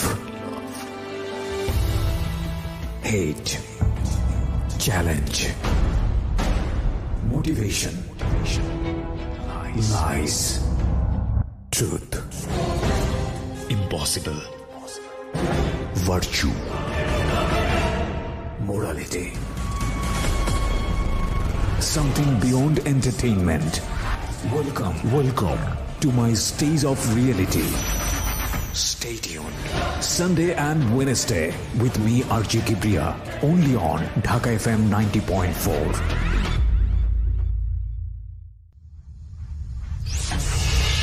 Secrets. Something beyond entertainment. স্বাগত আরো একবার প্রিয় শ্রোতা, শুনছেন সিক্রেটস ঢাকা FM 90.4-এ। আমার সঙ্গে রয়েছে আজকে শাকিল এসেছে বগুড়া থেকে। আমি কথা না বাড়িয়ে শাকিলের কাছে আবারও ফিরতে চাই। ওকে, তখন শারমিন ওর জামিনের ব্যবস্থা হয়ে গেছে। 3 মাস পরে তাকে আনতে গেছি। আনতে যাওয়ার সময় তাকে বের করা হবে, সেই সময় বের হয়ে আসে আমাকে একটা চর মারে। তো চর মারলো, আমি বললাম চর মারার কারণ? চর মারার কারণ তুই শুনতে যাচ্ছিস আমার কাছে? চর মারার কারণ শারমিন বলতেছে তুই আমার কাছ থেকে শুনতে চাচ্ছিস তোকে চর মারার কারণ? তুই যে এত জঘন্য হতে পারিস বা এত জঘন্য হবি আমি কখনো কল্পনাও করতে পারিনি। যে তুই এত জঘন্য হবি। ওকে। তো তখন শারমিন এভাবে বলে টলে শারমিন চলে আসলো রাগ করে। তো আমি আর ওখানে থাকলাম না। তখন চর মারছিল, তখন আমার কাছে প্রচন্ড খারাপ লাগলো যে আমি এমন একটা পরিস্থিতি, আমি এমন একটা লাইফে আছি যে লাইফের কোনো দাম নেই, যে লাইফের 2 পয়সা দাম নেই। তা আমি এই লাইফে কেন থাকবো? তো আমি ওখান থেকে ডাইরেক্টলি তখন আমি বাসায় চলে গেলাম। বাসায় যাওয়ার পরে একটা দোকানে ঢুকলাম, যে দোকানে কোনো কষ্টের কাজ হবে না সেরকম দোকানে, একটা কাপড়ের দোকানে ঢুকলাম। তো কাপড়ের দোকানে ঢোকার পরে কাজ করতেছি কাপড়ের দোকানে। বাসায় থাকলাম 4 মাস হচ্ছে কাজ করতেছি। তো এটা হচ্ছে আপনার 2013 সালের শেষের দিকে, জি, ডিসেম্বর মাসের 22 তারিখ। আমি সকালবেলা, ফুফাতো ভাই আসছে আমার গ্রাম থেকে, সকালবেলা খাইতে বসছি একসাথে। ফুফাতো ভাইকে আগে খাওয়ানোর পরে আমি খাইতেছি। খাওয়ার পরে এখন অর্ধেক খাওয়া হয়ে গেছে, সেই মুহূর্তে আমার ফোন আসে। তো আমার বাবা যেখানে নাইট গার্ডে ডিউটি করতো সেখান থেকে এক মেম্বার ফোন দিচ্ছে আমাকে। ফোন দিয়ে বলতেছে, বাবা তোমার বাবা তো মারা গেছে ওই নাইট গার্ড। তখন আমার মনে হচ্ছে আমার পায়ের তলার কিছু নাই। আমার কাছে এতটাই খারাপ লাগতেছিল যে আমি কি করব, আমার পায়ের তলার মাটি নাই। আমি দৌড়ে গেলাম বাবার অফিসে, 3 তলায়। আমি পুলিশ ঘিরা আছে, 3 তলায় পুলিশ ঘিরা আছে। আমি উঠবো, সে উঠতে দিচ্ছে না আমাকে। তারপরেও ধাক্কা ধুক্কাতে ফেলেতে আমি 3 তলায় উঠছি, গিয়ে দেখি পুলিশ আমার বাবার পা ধরে অন্য রুমে নিয়ে যাচ্ছে। মানে যেখানে মারা হয়েছে সেখান থেকে অন্য রুমে নিয়ে যাচ্ছে। মানে আপনার বাবাকে মারা হয়েছে? বাবা মানে আপন বাবা নাকি চাচা? চাচা, যাকে আপনি যে আমাকে লালন পালন তো বেশি আদর করে। আচ্ছা, তাকে মারা হয়েছে। তো তারপর দেখলাম এই অবস্থা দেখে তো আমি ওখানে সেন্সলেস হয়ে গেছি। আমি সকাল 9টার সময় ওখানে আসছি, 11টা আমার হুশ হয়েছে। 11টা হুশ হওয়ার পরে দেখি বাবাকে অ্যাম্বুলেন্সে উঠাচ্ছে, পোস্টমর্টম করবে। তো তখন পর্যন্ত আপনি জানেন না কি ঘটনা ঘটেছে, কেন হয়েছে এসব? তখন পর্যন্ত আমি ঠিকঠাক মতন এখন শুনিনি। আচ্ছা, তারপর ঘটনা হয়েছে। তারপরে অ্যাম্বুলেন্সে যখন উঠালো, পোস্টমর্টম করতে গেলাম। পোস্টমর্টম করতে গিয়ে ওখানে শুনলাম বিস্তারিত সবকিছু। কি হয়েছে, ঘটনা কি? পুলিশ এসে বিস্তারিত সবকিছু বললো যে ওখানে ডাকাতি হয়েছে, 66 লক্ষ টাকার মামলা। এটা হচ্ছে ব্রিটিশ আমেরিকান টোবা কোম্পানি, আচ্ছা, আপনার গোল্ড কোম্পানি এটা। তো ওখানে এই ডাকাতিটা হয়েছে। হওয়ার পরে তো পুলিশ এমন একটা কেস ফাইল করছে যেটা দিয়ে আমার বাবাকে দূষিত করছে, যে বাবা কোনোদিন কারো 2টা টাকা খায়নি। কেউ বলতে পারবে না যে আমার দোকানে 2টা টাকা বাকি আছে। আপনার বাবা ওখানে সিকিউরিটি গার্ড ছিল? সিকিউরিটি গার্ড ছিল, কেউ বলতে পারবে না এরকম পরিস্থিতি। তো তারপর বাবাকে পোস্টমর্টমের জন্য নিয়ে গেল। তখন এরকম করে কেস ফাইল করছে, আমার তো শুনে মাথা ঘুরে যাচ্ছে যে আমার আর কিছু নেই। আমার কাছে মনে হচ্ছে আমি আর কিছু নেই, আমার করা অপরাধগুলো একটার পর একটা মনে হয় ফিরে আসতেছে আমার কাছে। যে আমি আমার কাছে এখন মনে হচ্ছে যে আমি বিশাল অপরাধী। কেন মনে হচ্ছে আপনার কাছে? যে আমার কাছে মনে হচ্ছে যে আমি একজনের লাইফটাকে শেষ করে দিচ্ছি, যাকে আমার কারণে ধর্ষণ হয়েছে, আমার কারণে সে মৃত। এখন তার বাবা মা কিভাবে কাঁদছে, সেই জিনিসগুলো তখন আমার প্রত্যেকটা সেকেন্ড মনে পড়ে। তো তারপর বাবাকে ওখান থেকে পোস্টমর্টম বের করা মানে হলো। বিষয়টাকে আপনি এটা বলতে চাচ্ছেন যে আমি যেভাবে একজন মানুষকে হত্যা করিয়েছি, ঠিক একইভাবে আমার বাবাকেও কেউ না কেউ হত্যা করেছে? হ্যাঁ। আপনার বাবার এই মৃত্যুর জন্য আপনি নিজেকে দায়ী করেন, কেন দায়ী করেন? আমি এই জন্যই দায়ী করি যে যদি হয়তোবা আমি এখানে থাকতাম, কোনো একটা কাজ করতাম, আমার এই লাইফটাতে যদি না থাকতাম, হয়তোবা আমার কাছে এরকমটা হতো না। কারণ এটা প্রকৃতির খেলা আমার কাছে মনে হয়।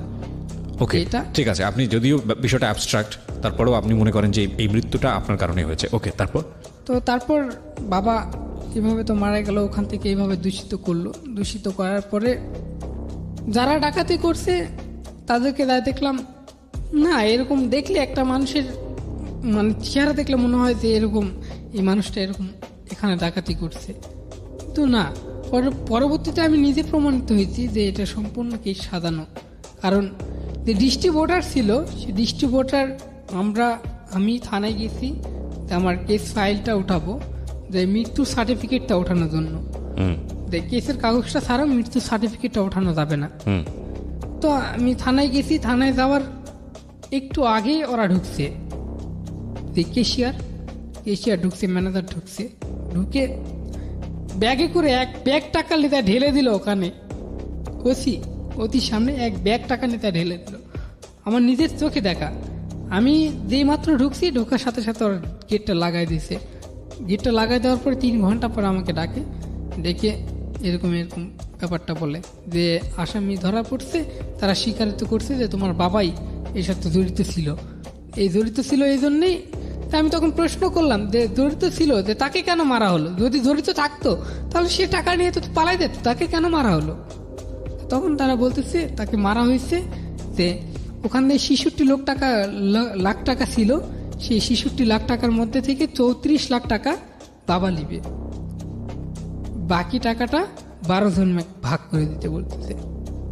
এই জন্য তাকে মারা হয়েছে, এরকম কথা তর্কাতর্কি করতে করতে তাকে মারা হয়েছে। এইভাবে কিন্তু কেসটা ফাইল করা হয়েছে। তো তারপর এভাবে চলতে এখন আমার মা প্রচন্ড অসুস্থ। এর আগেই মানে আসারে ঘা হয়েছিল, শুধু পেট ব্যথা করে শুধু পেট ব্যথার ওষুধ নিয়ে দিত বাবা, মানে ট্রিটমেন্ট করবে, মানে ওটা দেখবে, এটা সাধারণ পেট ব্যথা এরকম মনে করে। কিন্তু ওটা আলসার, অলরেডি ভিতরে আলসারে ঘা হয়েছিল।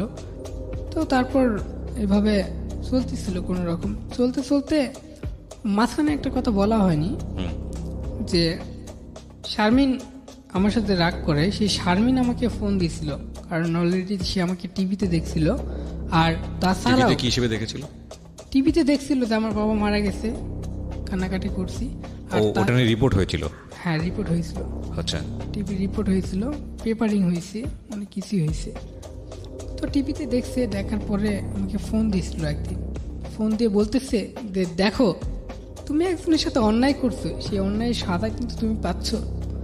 তখন যে আমার কাছে কি খারাপ লাগছে বলে বুঝাতে পারবো না, এতটাই খারাপ লাগতেছিল তখন সেই মুহূর্তটা আমার কাছে। হ্যাঁ, আমরা তো সামনের দিকে তারপর যাই। হ্যাঁ, শারমিনকে একটা কথাই বললাম, দেখো যা করছি আমি জীবনে, আমার নিজের জন্য এখন একটা টাকাও আমার কাছে নাই।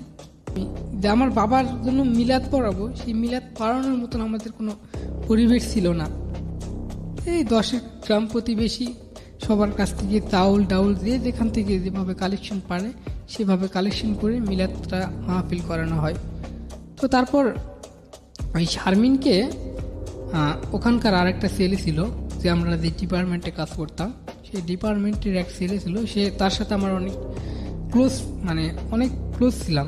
সে আমার সম্পর্কে সব কিছু জানতো। জানার পরে একদিন শারমিনের সাথে দেখা হয়েছিল রাস্তায়।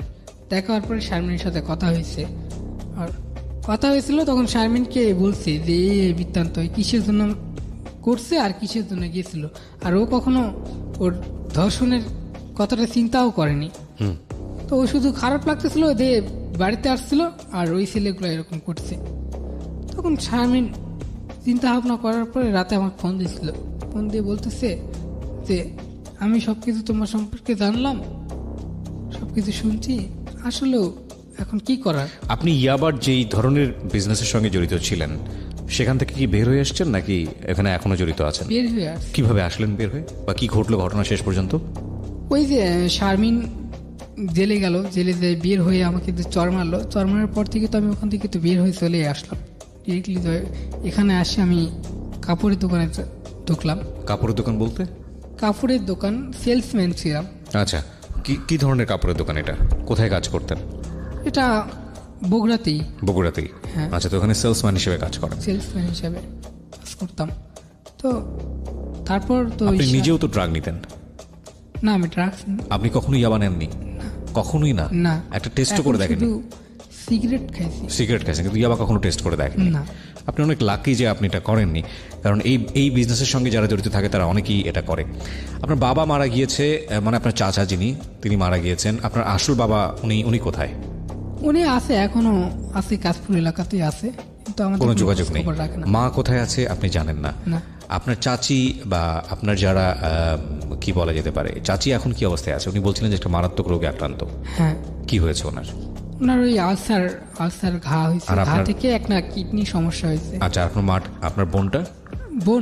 বোনের বিয়ে হয়েছে অনেক আগেই, মানে আমার অনেক বড়। আপনার অনেক বড়, তার মানে অনেক আগে বিয়ে হয়ে গেছে। হ্যাঁ, অনেক আগে বিয়ে। তার মানে আপনার সংসার এখন আপনি আর আপনার মা আর আপনার চাচি। কিভাবে চলে আপনার? চলতেছি, এখন রাজমিস্ত্রি কাজ করতেছি। রাজমিস্ত্রি বলতে? রাজমিস্ত্রি মানে আপনি এই কাপড়ের দোকানের কাজ ছেড়ে দিয়ে আবার রাজমিস্ত্রির কাজ ধরেছেন? কাপড়ের দোকানের বেতন যে স্যালারি, হ্যাঁ। সেই স্যালারি থেকে আপনার মানে এখন মার জন্য ওষুধ কিনবো না ফ্যামিলি চালাবো, ওখানকার স্যালারি মাত্র 1500 টাকা। আচ্ছা, মাসে। তো লোভ হয় না কখনো, যেখানে এক বছরে 5 লাখ টাকা 7 লাখ টাকা কামিয়ে ফেললেন, এত লাখ লাখ টাকার সম্ভাবনা সেখানে ফিরে যেতে কখনো লোভ হয় না? না, এখন আমার কাছে ভাল লাগে না। ভাল লাগে না কেন? আমার কাছে আর এই টাকা আমি ইনকাম করছি, কিন্তু টাকা কখনো রাখতে পারিনি। এই টাকাটা আমার কাছে নাই, এই টাকাটা আমার কাছে থাকবেই না জানি। তো আমি সেখানে আবার সেই টাকা কি করব? Okay, so this is a fact. এটা ওর রিয়েলাইজেশন, এবং এখান থেকে ও যেটা বোঝে যে অপরাধী আপনি করেন না কেন, প্রকৃতিকে যদি বিশ্বাস করেন তাহলে সেই অপরাধের শাস্তি আপনার কাছে আসবে, অবশ্যই আসবে। আমরা যেহেতু একটা অ্যাবস্ট্রাক্ট ফর্মে কখনোই আমাদের অনুষ্ঠানকে দেখতে পারি না, একটা বিমূর্ত জায়গা থেকে। আমাদের যেহেতু ল কি বলে, শাস্তি কি বলে, পরিণতি কি বলে, ডিরেক্টলি ঘটনার সঙ্গে যোগাযোগ না থাকলে সেটা তার পরিণতি বলাটাও খুব মুশকিল। কিন্তু সেই জায়গাটি থেকে ও কি ফিল করছে, ও কি অনুভব করছে সেটা নিজেকে এক্সপ্রেস করেছে, যে আমাকে পিতৃস্নেহে বড় করলো নিজের বাবা না থাকার পরেও, তার এই রকম মৃত্যু সেটা কোনোভাবেই কাঙ্ক্ষিত নয়। এটাকে ও ওর জায়গা থেকে ওর নিজের অপরাধের শাস্তি মনে করছে।